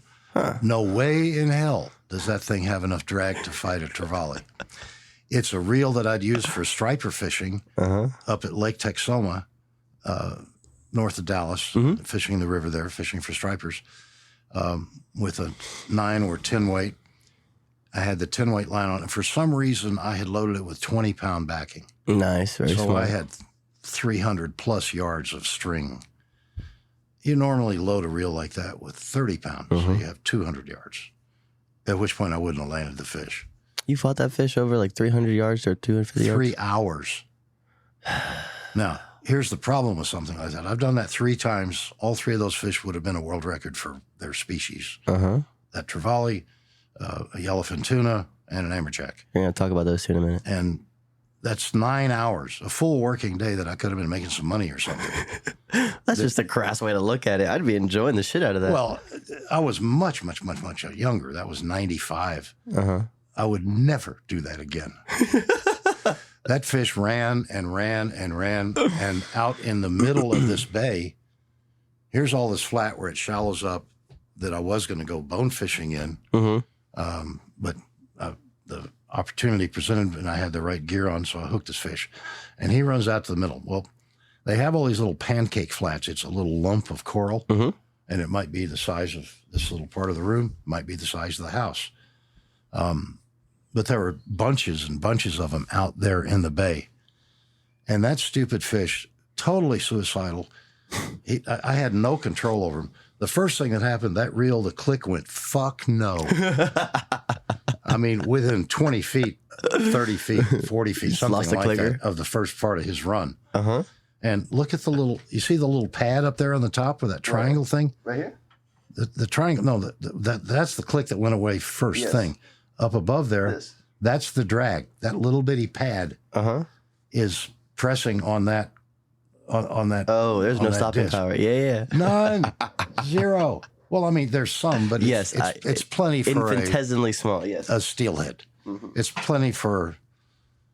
Well, maybe a bull red. Where's he going to go? Yeah. They don't run 300 yards. Any rate, I was palming the reel like mad the entire time because the drag I had it cranked all the way down. And this fish would run out to one of these little pancake flats, they call them, and he'd go this way instead of going around it. Yeah. Whine and come back in, and then he'd run out again, and he'd come back in, run out again. And he would go heading towards different ones of these little pancake flats. And that suicidal fish never once wrapped around any of them. And he could have just so easily. And after 3 hours, I get him to the beach, get my bandana off to grab his tail. Their scoots on a big jackfish like that are really sharp, and they'll cut the hell out of you. Grabbed him, and he went flop, and died. I guess he had lactic acid killed himself. 3 hours? At the time, the world record for fly was 44 pounds, and this fish was 76. Oh. The only picture I have of him is like this. Is the one on your Facebook? Yeah. Yeah, that's what I saw it over here. And I needed to see this in a photograph, but I didn't. He was shaped like a pear. He was so damn fat, full of fish. When they cleaned him, I gave him to what the hell was the guy's name? Some biblical name. Ezekiel. No. Josiah. No. Jebediah. No. I was say Genesis, but that's not a name. I don't remember his name. Anyway, I gave it to him, and he probably fed his family and all the neighbors for a week and a half, because the trevally it's a white meated jackfish. It's like a pompano. I didn't or at know least that. it's not bloody red like our Jack Crevalle. Even though they look exactly like our jacks, and act the same. Except with no yellow on them. They'll have a yellow patch right here on a jackfish, on our jackfish. But anyway, that was an industry trip that was put together by Sage through Frontiers, who was the travel agent du jour back then. Now it's Yellow Dog, but Frontiers was the thing back then. I'm surprised Sage didn't press you to get the record. Just said they had their rod on the record. They didn't care about that. I mean, it would have been good marketing too, just in general. Yeah, except there was a lot of crap that came out when that guy from Seattle caught the 202 tarpon in Texas on the fly rod world record. He caught it in Florida at Homosassa, back when Homosassa still had big fish. And he caught it on a G. Loomis rod, and they tried to make some press out of it. And most of the big name tarpon guys were just, don't do that. Yeah. But Evans, probably the best tarpon fisherman there ever was. He has 187 or 189 on 12 pound. Anyway, he was chasing around. He would kill a fish like that. If he'd caught the 202, he'd have killed it. But technically, you still can. Yeah. For $54.50. Is that what it is? Yeah, that's what tarpon tag costs for a world record in Florida. It ought to be $1,000. Right? I get that. But anyway, if I caught a 39-inch speckled trout, I think I'd probably kill it. Oh, you're killing me, Cary. I think I would. I would think long and hard about that. I mean, yeah. And for the fish that old with that much stress, I could understand logistically, but still. When Bud caught that 15, 37 and a quarter, she was dropping eggs all over his boat. Well, of course you're going to release that thing. Yeah. But there was you could get in an argument today, and that fish was caught in 2002. And you could get in an argument on this stupid computer thing today about that fish. Well, it's not legitimate. He didn't. In that book, Doug Bludgett, who was running the IGFA at the time, wrote an email to Bud Rowland saying, "Wow, Bud," I'm paraphrasing, but this is why the fish has to have been at least 7 kilograms, and talks about how they tested it. They tested the boga and everything 3 separate times over.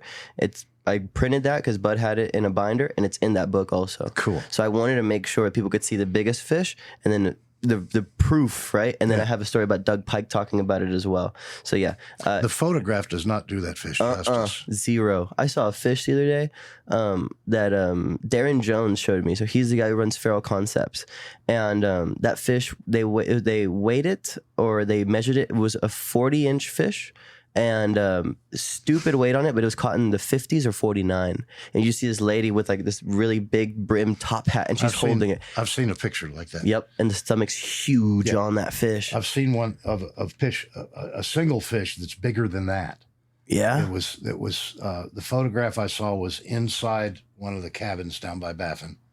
And there was a picture of the photograph, and I'm sure they ate the thing. It wasn't there's one giant one that was a freeze killed fish that a game warden picked up that was I've heard of that 42 one too. inches or something like that. Yeah. 23 pounds. And then Mike McBride wrote a story over that skull that I think he found while he was waiting, and it estimated to have been about a 40-inch fish. Yeah. He called it Beast of Legend, which is why I wanted to talk about it on the podcast so bad. I'm thinking I might get him soon. That'd be cool. Yeah. People like that with those stories that have seen a lot. Yeah. And they're I'm sure their stories are trustworthy. Oh. Skull that big. God, amazing. What about you mentioned the amberjack, the yellowfin tuna, or I would also like to talk about the Dean River. The amberjack, this was in the late 70s. I'd come back from Florida, had caught 2 or 3 tarpon that were, pretty big, 140, maybe a little bigger kind of fish. And I was all full of myself. Back then, I was living in Houston for the first time back then. And I'd moved down here after the Orvis stint. When I worked for Orvis. Yeah, okay. After 2.5 years, came down here. Right. Then I came down here for a while, trying to be a son. Be with my dad. That sort of worked. I was all full of myself. Me and my 12-weight, it was a 12-weight Fenwick rod.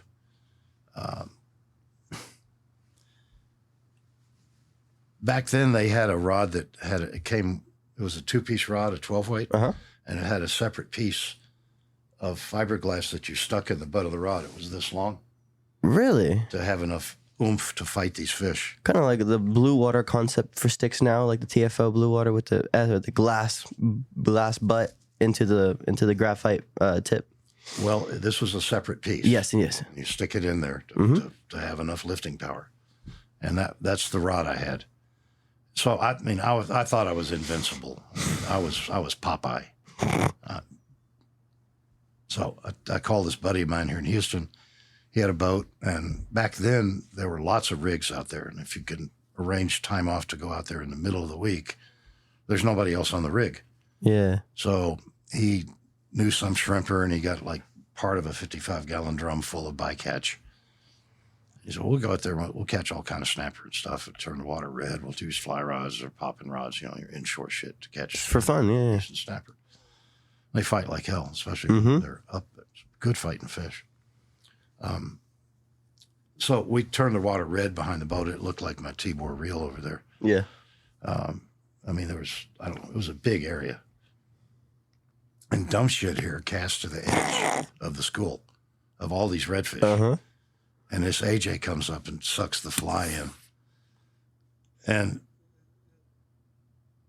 because I thought I was Popeye and this AJ was stupid, there's the rig, there's where he ran, the other direction. Tales of stupid for whatever reason. I guess I love luck. I'm happy to have the luck. But again, fish was around 75 pounds. Yeah. That's a big amberjack for a fly rod. Not to mention the way they fight. I've landed one. So mean. I've landed one that was 27 pounds on a 10 weight. That's not enough rod. I mean, I would basically down, like I put a little lead weight on it, let it sink, and then you start jigging it up, and then finally, dong, dong, dong, and then you actually fight this fish. And that fish alone, I remember thinking, man, this is too much fish. I remember thinking this fish 50, 60 pounds. Nah. And then you hook a really big one on a spinning rod. It's like, oh, okay. Yeah. You're young enough to do that. I don't want anything to do with an AJ anymore. If I'm out snapper fishing with that accurate reel over there and all that stuff, and one of the guys hooks an AJ on this pile of rock, and another guy hooks an AJ on this pile of rock, I'm reeling up just as fast as I can. I don't want anything to do with them. My one of my good friends, my childhood friends, Julian Hosa, was with his his stepdad, Bob Glick, over in Sao Padre, and right after like the season shut down, they ended up landing a 132 amberjack. It was right after they had closed off the season for him. So they had to watch us float away. But this fish, you look at the picture of this fish, and it looks like a damn submarine. Yeah, it's unbelievable. That's not the world record, but it's close. Yeah, no, it would have been the state record, I believe. Yeah, state record for sure.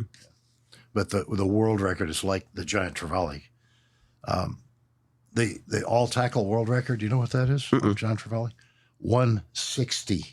It looks like a door. It's got gills on a door. Imagine trying to pick that up. And amberjack's about the same size. Yeah, it's insane. 165 or something like that. It's just no. The power of Christ compels. Make it go away. Add lightning strike and do it quickly. So you hooked that fish. I hooked that fish and fought it again because my ego kicked in because, I'm Papa. I can land this thing. Muscle them over. Well, I couldn't land it pretty quick. How long did that fight take? 3 hours. Oh, you mentioned all three of them were 3 hours long. Yeah, right at 3 hours. I don't know exactly. And we never did weigh the fish, but, it's a 75-pound amberjack. You can just tell. Stupid. Luckily, hell, I'm in my late 20s, so okay, that's fine. Do it then. I'm 79 years old. No. No. I don't care that the reels are somewhat better. The rods are way better. I don't care. You don't want to wear a fighting belt? No. And the other was a yellowfin tuna out of Port Aransas in the wintertime. There's a technique you can use. I guess there's a commercial season that opens in the wintertime for commercial shrimping, and they do it, it's offshore.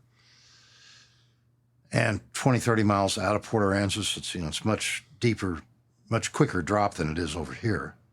Port Aransas, it drops fairly quickly. Anyway, the technique is, again, you have some bycatch that you get from a shrimper and a shovel and a big old bucket, and have one of the mates, you look for a shrimper that's working, and you kind of guesstimate where his turtle boards are, the spread of the wooden things,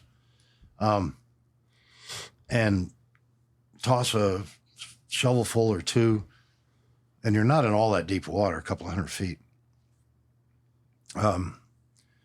If they're tuna or bonita or blackfins, yellowfins, whatever, they'll come up to that stuff. But what they're doing, if they're following that board, trying to catch stuff that it scares up off the bottom, right?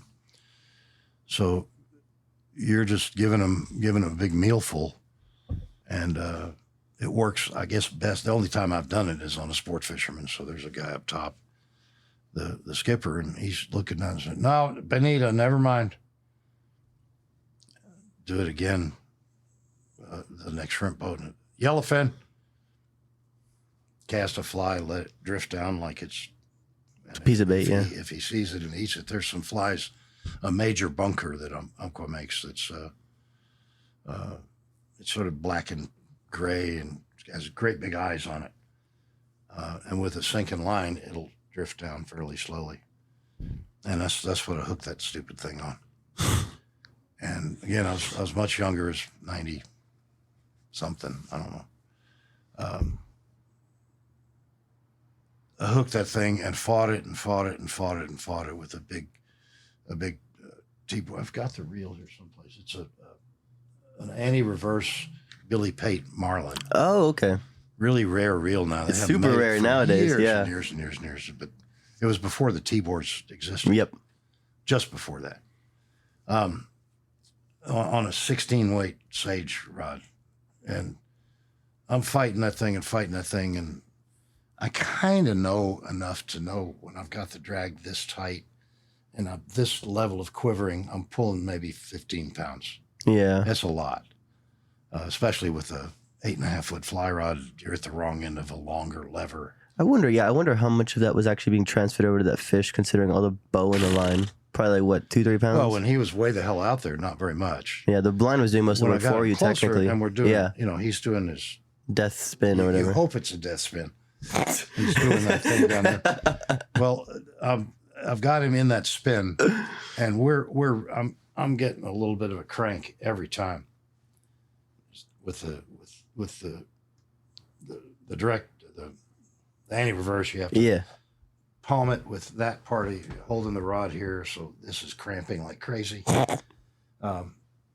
In order to crank and pump. Yeah, it's a whole technique that's kind of hard to learn, and most of us learn it when we're fishing an anti-reverse reel, which you don't sell any of them anymore. I think that's the only one made anymore. Is the Billy Pate. Billy Pate. Mm-hmm. They only make a couple of sizes. It's like bonefish, tarpon, salmon. We get the thing close enough. We're just about to leader it and gaff that thing, and here comes a little squall, just a little, small little squall, and the boat starts rocking.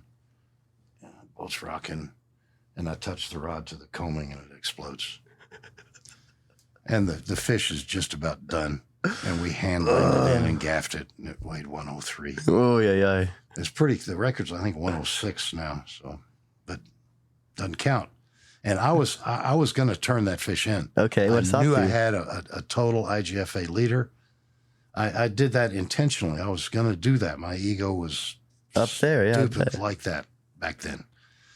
And I was going to turn that fish in. Bingo. Sounds like a 22 Magnum going off right there. Kapow! What? No. So you were disconnected. Well, and then you got most of a fly rod down there hitting your bimini. Uh-huh. Well, that's nice. Anyway, the rod was, I broke it. I can tell. The fish broke it. Get it, don't make it seem worse than what it was. I only have 2 claims to fame of my influence in the fly fishing industry. That's a lie. That is a lie. No, there's only 2 things. One is the skinny water clouser. I knew a clouser was a great fly, jig, lure, whatever you want to call it, but not for fishing the coast. Well, all these ones that you buy have bead chain eyes, right? That's me. I made Umpqua do that. It took like 11 tries. They would send me samples and actually have it in the catalog of the skinny water clouser. It had aluminum eyes on it. Aluminum? They're lighter than the lead eyes. But what's the point? It's still getting down into the grass instantly. And so finally I kept telling them I need bead chain eyes. You just tie your own? Well, yeah, I was making my own. Okay, yeah. And I'd send them, this is what we need. And they still were just giving you aluminum, palladium. We're fishing shallow here. And none of them ever fished the Texas coast. They'd fished Florida some. Yeah. The powers that be, because that's just the way it works. That's the famous place. And, that's shallow in Florida. 2.5 feet. I mean, you could, sometimes it's 4 foot, 5 foot shallow in Florida. Yeah. Anyway, I finally they listened to me, and now they just sell thousands of them, and every other fly company builds skinny water clouser for Texas coast, and they work somewhat back in the grass in the Carolinas and Georgia. They don't have the same kind of shallow shit that we have. They actually have tides. Yeah. There's a thing called a tide. No kidding. No, they have them on that side of the world. You're telling me water actually moves around. They make channels. And it's not wind dependent. No way. No. This is the actual Mother Earth and the moon having a bit of an affair. Oh, okay. And they're making things move. I didn't take you for an astrology guy.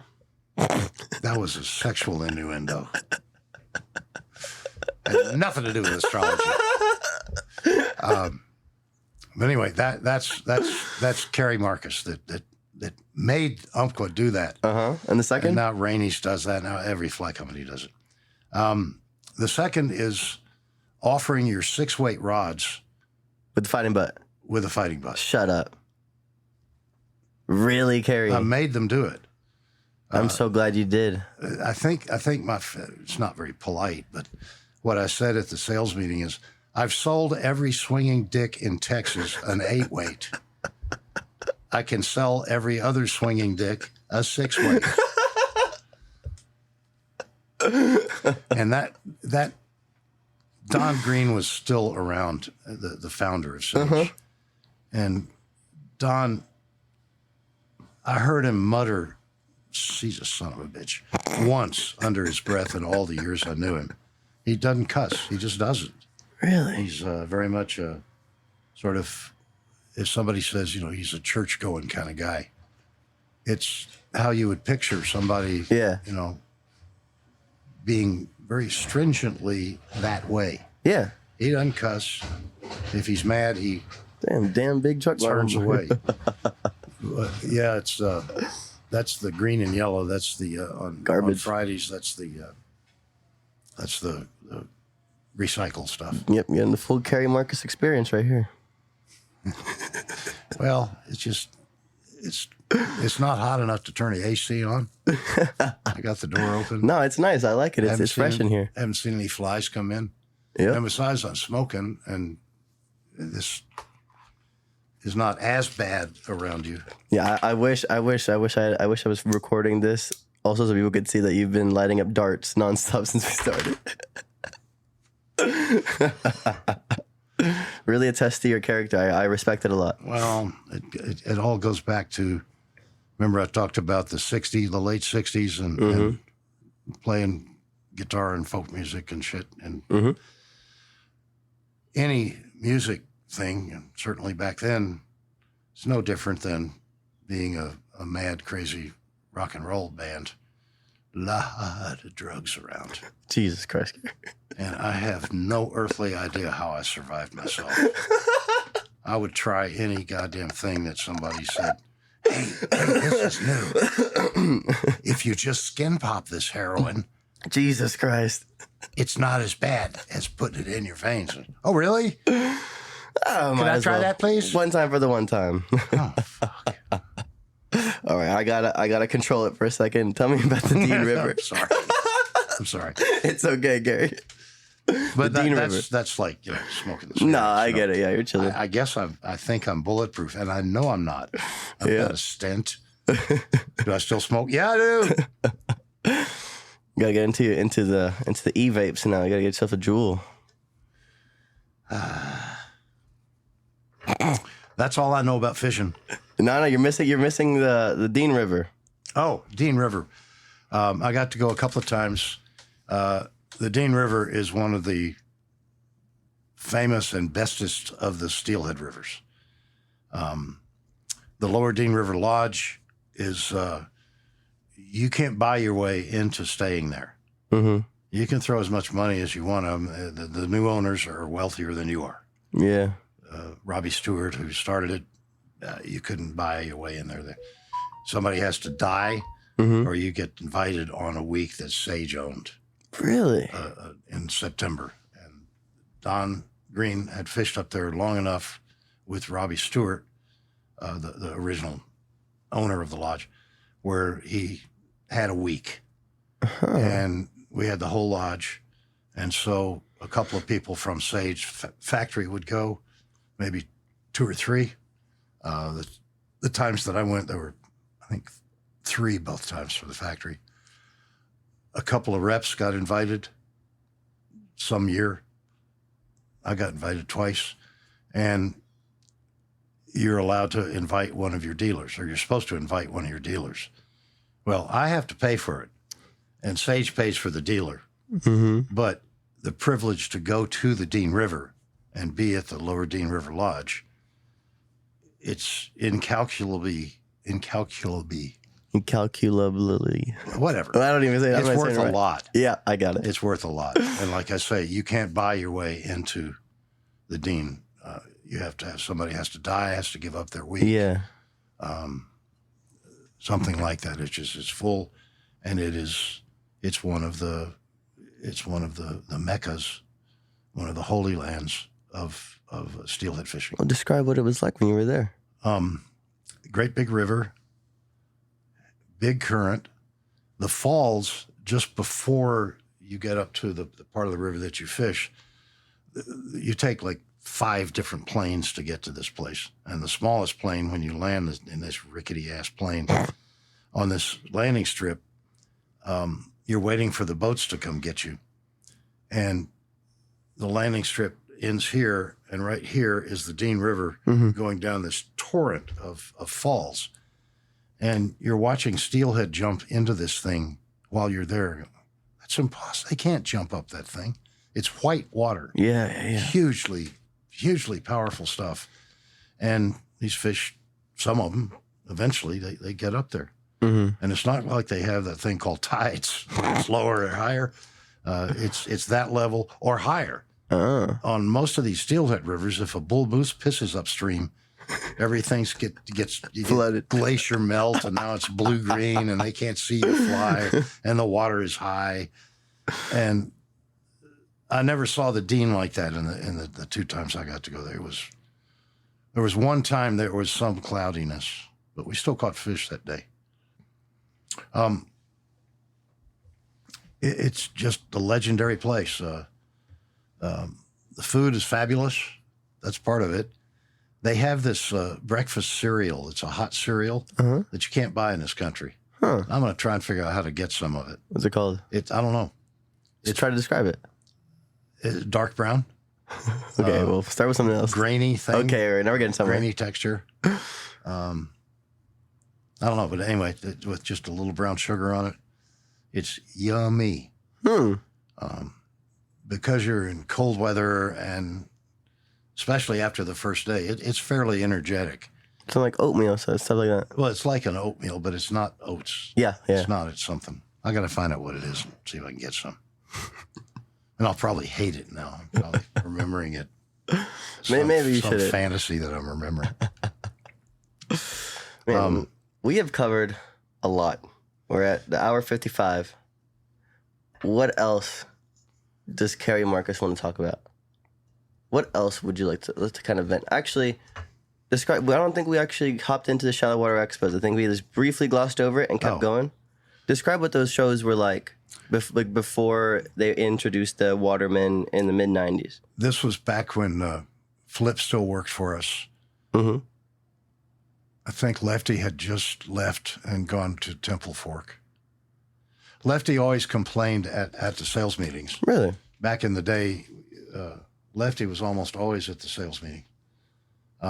He always complained about the high prices. He wanted rods that were for the middleman. That's why he went to TFO? Yeah. That makes sense. Yeah. Huh. And Rick Pope, the guy that started Temple Fork, was from Dallas. I had helped him buy maybe 25 Sage rods over the years. So guess what he modeled the TFO rods after? A Sage rod. Sages, of course. Rick was a good guy, and I think I'm the Sage rep they didn't need to hate. Hell, they were in Dallas. I got to be friends with them. Oh man. Well, like I meant more so like being on the floor at those expos. And like the people that you would meet, stuff like that. Although one of the things I would like to talk about now that you mentioned it was maybe some stories that you have with Lefty or Flip. I got to Flip. I got to fish. I've never fished with Flip. I knew Flip back when he was still guiding. He would come to a store called Hunter Bradley in Dallas, which was my dealer. And he would come. He was still guiding, and they fished with him a little bit. That's how Rick got to know Flip, which is how he got to know Lefty. Really? Rick Pope. Yeah. That's how he got to know Lefty. was through Flip. He would come and he'd want to do some casting for some people they'd want to, and he said, well, you get out of here. You're okay. No, I'm not. I know my strengths and weaknesses. Mm-hmm. No, I'm not I was going to tell you a story about 90-something foot. 92 foot, yes. There was a fish. I was fishing with Tom Horby when he was just first started guiding. And we used to go down to East Matagorda back when there was a lot of grass on the offshore line. East Matagorda looks like Swiss Miss chocolate milk. My favorite. 90-some-odd% of the time. But the shoreline, that side of it, used to have a lot of grass. It would be grass, sand. And I used to haunt that place after Horby showed it to me after this fish religiously. And every time I would anchor, I'd anchor my skiff and wait it, and thinking I'm waiting like a blue heron. Yeah, right. You're sounding like an elephant to these educated trout. I think I'm doing the right thing. Anyway, virtually every trip you would see a 28, 29, 30, 32-inch fish. Really? Sometimes you'd get a shot at them. I've caught a couple in there. Really? They were right at 30. I would walk from the oyster farm towards and I would see a big trout there every time. But how I got to start fishing that was with Horby and my ex-girlfriend, whose name is the Devil. He was pulling me down there. All I had was a fly rod. We saw this shape coming this way towards us, and we're looking at it, and it's really dark. And we go, is it a cobia? A shark? What the hell is? Can't be a trout. It's a trout. And this thing was that big. Yeah, stud. If I'm lying, I'm dying. It was at least that big. So like at least I have no idea what about that 3 is. foot, It was a 3 foot something. 36, fish. 37, yeah. It's like Bud's fish. It was that big. Yeah. And it sensed us somewhere or another about 100 feet away. And he's pulling the boat, trying to be relatively quiet. I'm giving it all I can with an 8-weight. And it wasn't very windy. I got some pretty good casts out there that were 85, 90 feet. And that fish knew that I was not Steve Rajeff. It would swim very casually, and then my fly would land here, and every so often it would kind of go, nah. And I'd pick up and do it again. And he pulled for a half a mile, and that fish never changed. It was just fucking with me. The 92-foot cast. It knew I was not Steve Rajeff, or Tim, or you. I'll take that all day. Or Hartman, or anyway, anybody else I know who's a real John Wilson, who's an honest 100-something foot caster. Not me. That's funny. Rick actually had told me a story about him and Ray Jeff when Ray Jeff went to go visit him down in South Padre, and that they had seen a fish that was 29, I think, at about 90 foot. And Ray Jeff was able to put that fly where it needed to be about 90, and they smoked it. Yeah. They didn't smoke the fish. I mean, they released it, right? But it's if you're that far away from it, yeah, and as lightly as a fly lands compared to a spook, yeah, probably going to catch it. Yeah, because they're up in that shallow shit for one reason, to find some pinfish, or the two biggest trout I caught in my life. I caught them both on fly. Within 200 yards of each other. I caught a 31 and a 32 on the same day. It's the middle of the summer, so maybe they weighed 7 pounds. Maybe. Yeah, it doesn't matter. Those are just big fish in general. And the evening before, with this guy, Jim Daly, we were in his scooter, and we come out of Conti. It's a lake down in Port Connor, and we're just in a scooter, and so the wind had created waves all day, so we're going to hug the shoreline to get back rather than beat ourselves to death. So we're going down the shoreline. We come out of Conti, and just as soon as we came out of there, for several hundred yards, this one big wake would whoosh, another big wake, whoosh. And to both Jim and I, they seemed like too fast to be redfish. Mm-hmm. They had to be big trout. No, real black and stuff, yeah. It was too dark. We couldn't see the fish. So next day, here's my plan. I had a fish pond thing with a water bladder, and I made a sandwich and put it in the pocket of this sort of semi-vest thing. And I'd made a little bit of a reputation catching big trout down in the Aransas area just because I'm so old, I had put together some feathers, really big, wide saddle hackles. Kind of like a Dave's big trout fly? Yeah. Yep. Yeah, like that. Just a white chartreuse seducer, essentially. Someone with a little weight, some with no weight. Anyway, I'd caught a number of pretty damn big trout in the Aransas area on that fly. So I tie that thing on, and I'm walking down the shoreline, and there's like a 4.5-pound trout. And he goes, nah. And it happened to 3 trout that were up in the shallow water. Now, that's unusual to see relatively that many, unless you're in South Padre. Yep. To see these trout up in shallow water. Mm-hmm. It didn't dawn on me what they were doing until after I got frustrated after like the 3rd fish. I don't remember exactly how many it was. And well, my plan isn't going to work. So I took it off, and I'd seen like 12 redfish. So I tie on a little shrimpy looking thing. Something just tan with stripes on it that I'd made. Yeah. Nothing, redfish. There we go. Catching something at least. Got God something. damn it, my plan didn't work. God damn it. At which point, I'm releasing this redfish, and I take another couple of steps, and this giant fucking trout goes across the sand hole against the backside of it. Okay. Until I hooked that one, because what do? I mean, you got what you got on. Yeah. And it attacked it like it was a live shrimp. Really? Really yellow mouth, it wanted that. They were up in shallow water, bumping the grass, chasing shrimp. Really? I happened to match the hatch just totally accidentally. Uh-huh. After that fish, I figured what they were doing. I mean, goddamn, that's what they've been doing. I should have been throwing this little fly all day long. I caught a bunch of trout. Yeah, wow. That's where they were. And then a couple hundred yards later, here's another sand hole, exactly the same thing. Huh. And somehow, I shouldn't have made that cast because I'd figured it out. Therefore, I should have had amazing buck fever at the time after I'd caught this first big one. Yeah. But I didn't. I went, I got this figured out. And somehow I made the I cast. understand it now. That doesn't happen with me.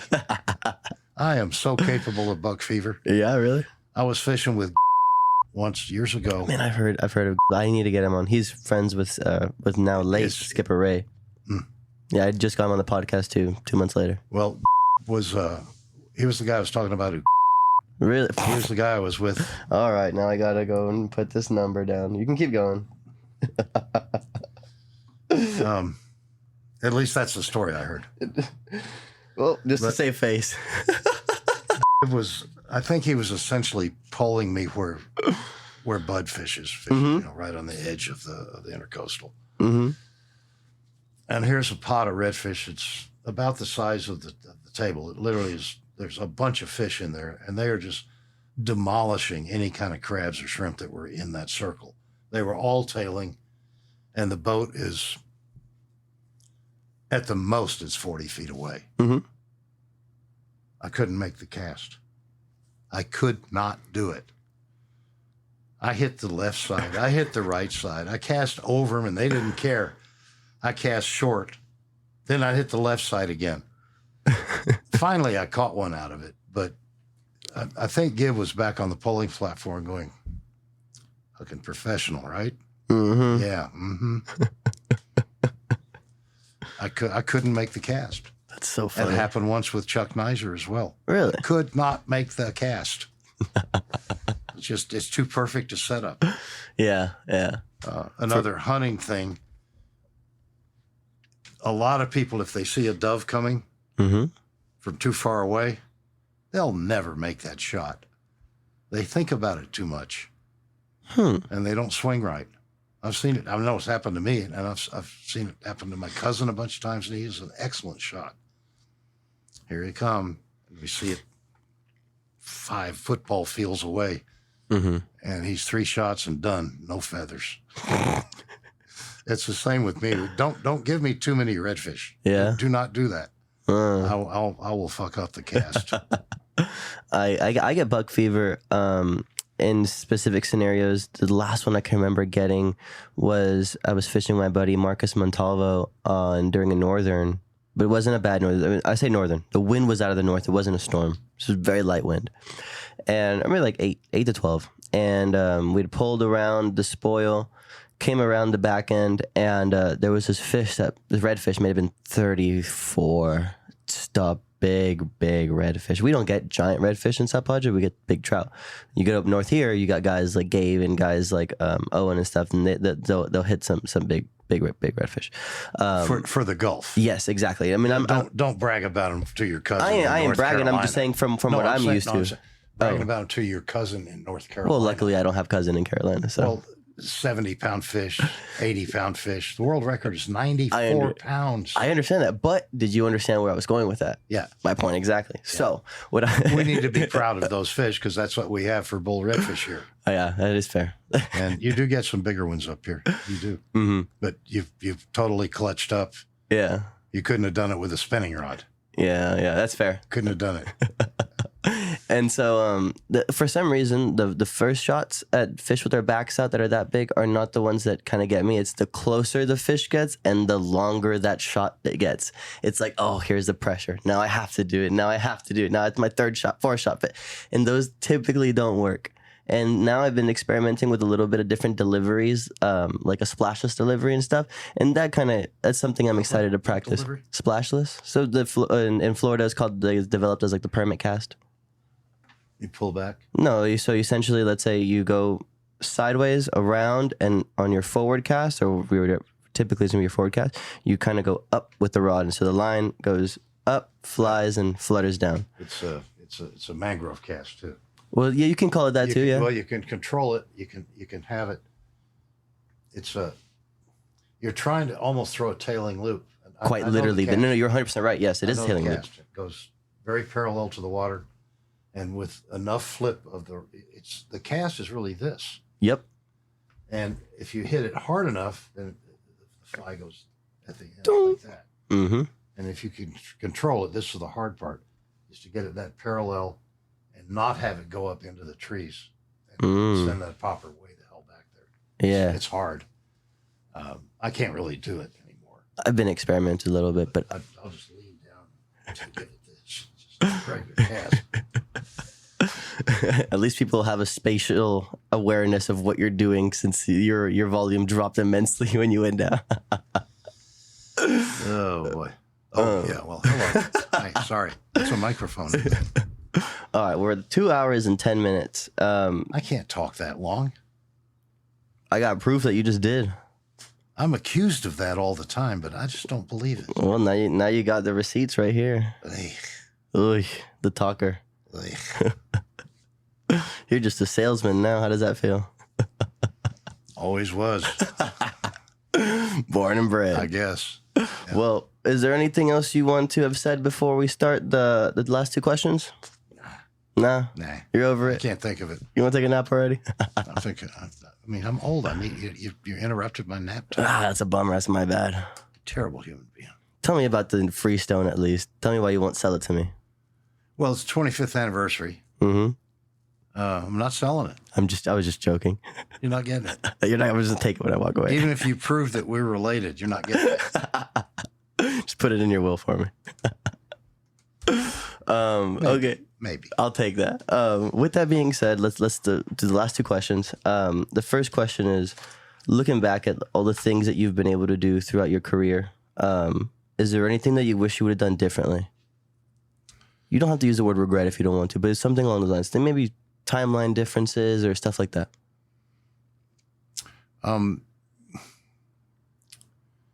Yeah, I let the combination of a hurricane disaster and a relationship, a bad relationship, destroy my career. Really? Yeah, as a sales rep for these companies. Huh. I regret that very much. but it did happen. Yeah. I got a horrible settlement after Hurricane Ike, and my house had 2.5 feet of water in it, and I wasn't able to get on the road for quite a long time.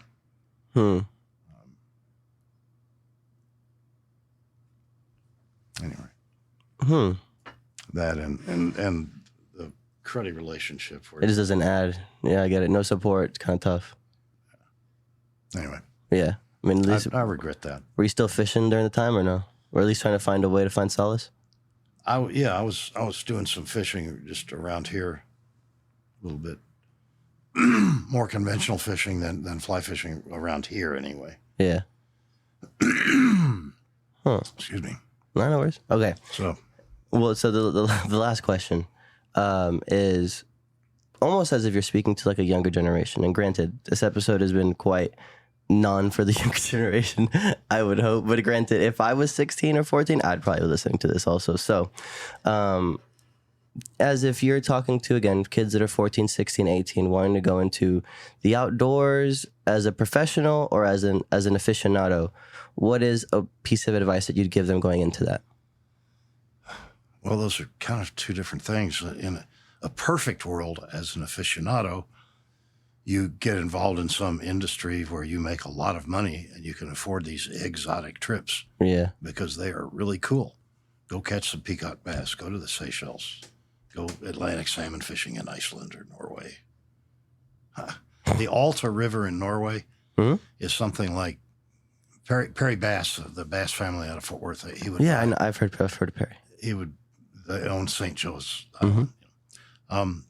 He would buy a 15 or 16 foot two-handed rod every year because he would go to the Alta River every year. And I guess he left one for the guides or something. I don't know. But I got to know him a little bit. And I'm not sure what I was going to say. I said we're talking about old man moment. Yeah, if you could, senior moment. If you could make enough money to go to all these places. Oh, the Alta River is like, you have to get there, and a rod for a week is something like $65,000, something like that. Rod for a week on the fly fishing part of the Alta River. Why is it so expensive? The Alta River has the biggest Atlantic salmon on Earth because of its gradient. It's an extremely steep river, so it's a Darwinian approach to Interesting. Why these fish are so big and so tough. Because if they're going to survive the Alta River, they need to be fucking big and strong. They have to be muscle man. Yeah. Popeye. They have these wooden. I've seen pictures of it. Obviously, I haven't been there. They have these wooden sort of platforms that some idiot, the Death Wish, has built out over these rocks with these raging torrents. And that's some of the places you fish, evidently, on the Alta River. It's been owned. That part of the river has been owned by some Russian count I'm sure he's dead now, but his relatives are there. And it's supposedly the ultimate in Atlantic salmon fishing. Really? 60-pound fish. That's a big, big salmon. I can imagine. Oh my God.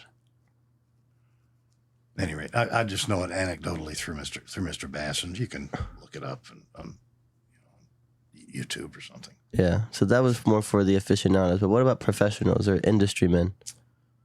The fly fishing end of it is being a rep is pretty cool, but if you really want to make money at it, it needs to be in a different part of the world than this. Really? I made a pretty decent living.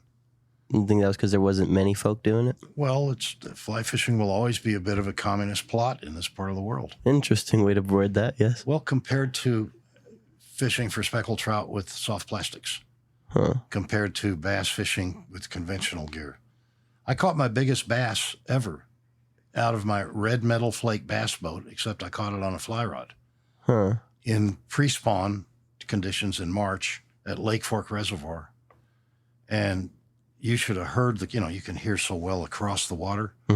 Pre-spawn back then was just covered up in boats. For a stupid reason. The Well, anyway, doesn't matter. Stupid reason. But I caught it on a 10-weight fly rod with a thing that I made, this wool rabbit. I'm fishing jig and eel. It happens to be for a fly rod on a heavy, fast-sinking fly line, which takes forever to get down to the bottom and crawl it across, and you probably miss several strikes because the fly line is looping. You're not straight onto this heavily weighted jig and eel. But I caught a 12-2. It's insane fish. That's a big bass. But in Lake Fork back in those days, there's a 12-pounder over there.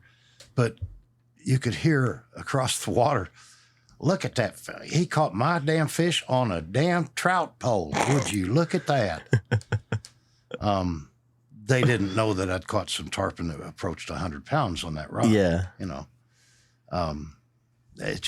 That's the way it's going to be in this part of the world. Now, am I glad that I helped, along with Hayward especially, helped promote red fishing with a fly rod or saltwater fishing of any kind with a fly rod? Uh-huh. I'm very proud of that. Yeah, and why wouldn't you be? Very, very proud of that because I love that. But thankfully, there are already 2 damn many skiffs in the back of Greens. Yeah. In the back of Karankawa, in Fence Lake, in Aransas area. Did I use the phrase swinging dick earlier? Yep. Every swinging dick that can afford one has got a Hell's Bay or a beaver tail or a whatever. And coincidentally, someone sold them an 8-weight and a 6-weight after that. I wonder who that could have been. I don't know. Somebody with no scruples whatsoever. But nowadays, I mean, I've been a couple of times in Greens in the last few years, and there's 5 skiffs back there. Yeah. Some of them poling directly across where you're obviously poling. They don't know. They don't know any better. So. And in some weird way, do you blame yourself for that? Yep.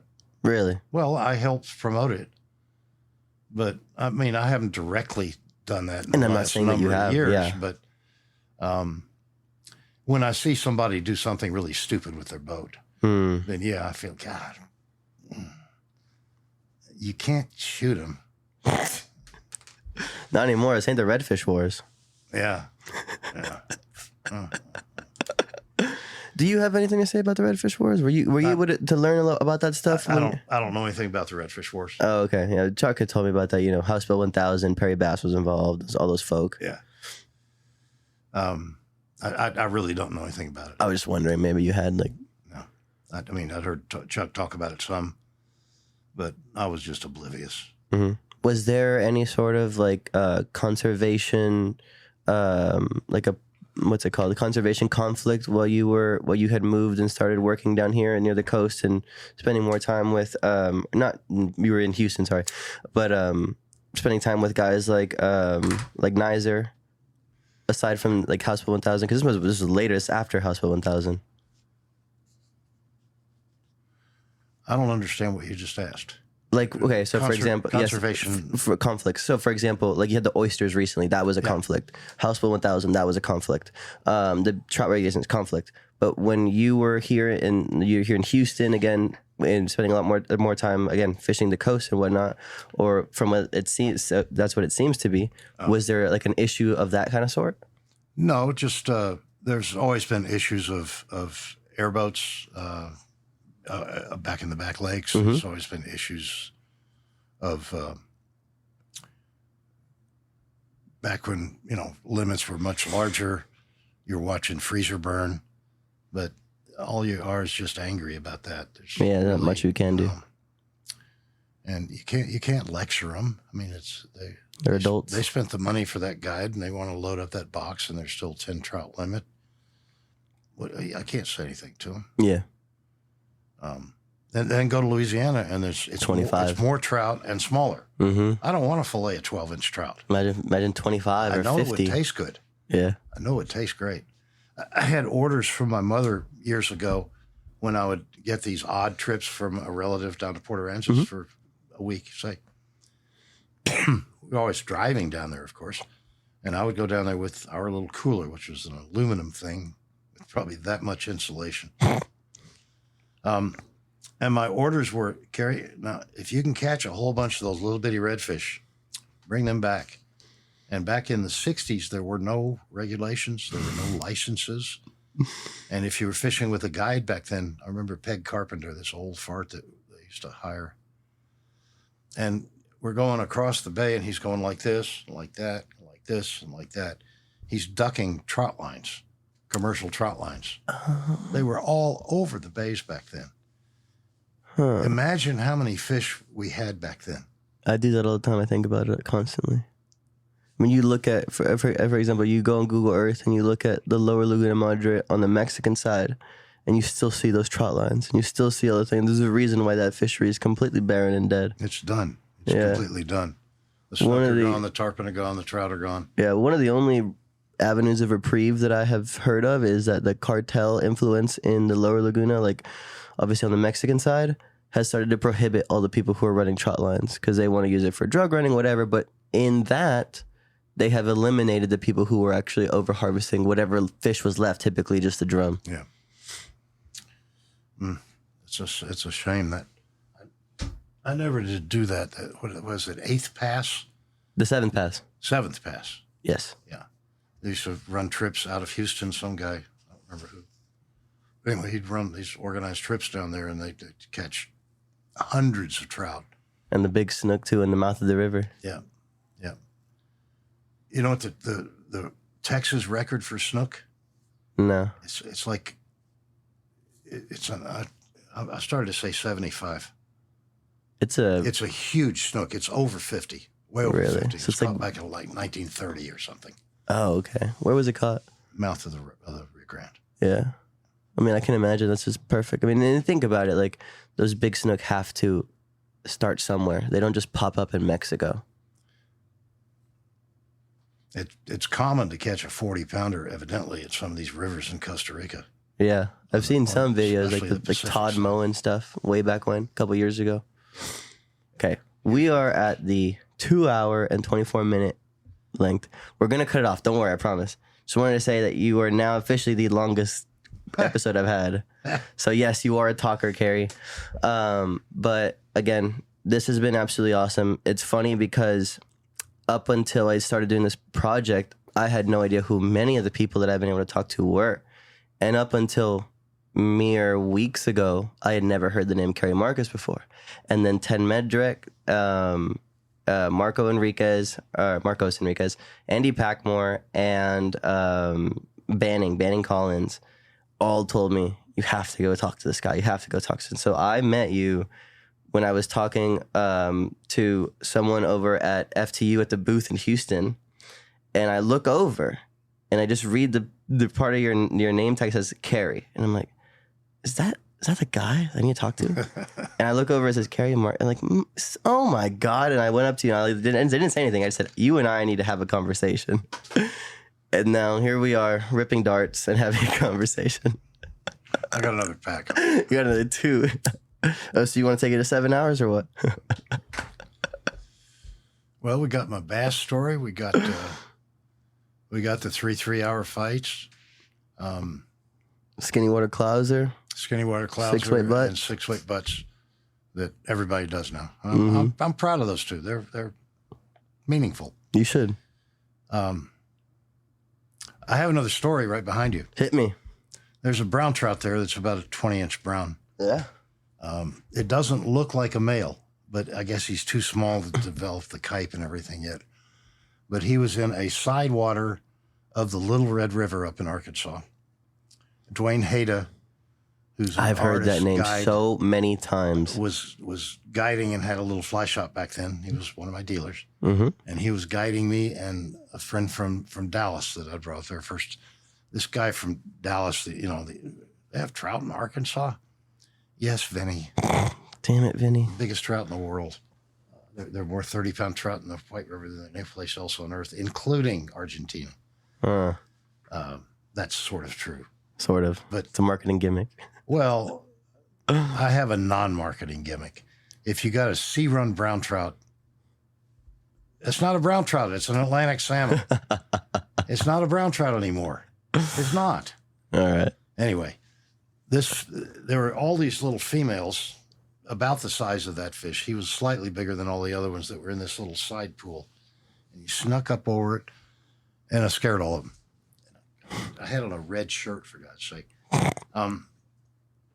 Got back down, smoked 2 or 3 cigarettes, walked back up, crawled up this thing and looked, and they were back all in the same position. And I saw the way the current was and the way this fish was.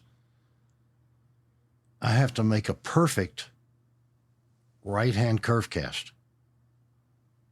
And I'm only getting a chance I'm only getting one chance. The water's this deep. That's all it is. Mm-hmm. They're going to hear and see everything that flops on the water.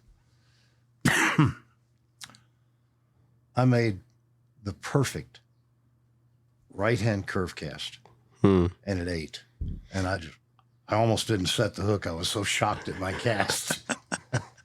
almost hit it with the reel. Almost threw it at it. I don't practice those things. I know they exist. I can kind of show somebody how to do it, but I had to practice for 2 hours before I could actually flap my lips about it. Yeah. But it was the perfect cast. And luckily, I've never had to do that again. Nice. One and done. 100% success Bucket rate. list. Put that on the claim to fame right here. I'm now Roberto Duran. Quit hitting me. All right. Well, with that being said, Cary, this has been beyond, like I said it before on another podcast before, but this has genuinely been beyond an honor, being able to talk to you and listen to many different stories of for me anyways, on a selfish note, of an industry that I've come to know and love throughout my few years doing it. So this has been very, very special. What year were you born? In 2000. You were born in 2000. Mm-hmm. So the first graphite production rod was 1973. Mm-hmm. Wow. There were a lot of good rods before you were born. Thanks. Appreciate it, Cary. It's a shame that, you can't really get them now. Yeah, it's fair. To experiment with and play with. I got my hands. If you want to sometime, I've got some old crap around here that's maybe interesting. Do you have any? If you have a five weight graphite rod, like an old one, I need a slow rod to practice for my distance. You can take that 9-foot 3-inch, that tube there. Yeah. That's a home wrapped very quickly with some burgundy thread. It's a 9-foot 3-inch so-called 5-weight. Take it. Go cast with it. Deal. I need one. You may hate it. I don't know. I just need something slow. It has guides that big in it for distance work. I'd put spinning rod guides. All right. Yeah. Well, I mean, if you got nothing else to say, we've covered a lot of history. I think people will be surprised at the manner that this episode has been conducted. I have no complaints at all. This has been a blast for me, Cary. But I apologize for my language. You don't got to apologize for shit, my friend. But yeah, this has been awesome. All we have left to do is get on out of here, my friend. Thank you very much. I enjoyed it. Yes, sir. I enjoyed it.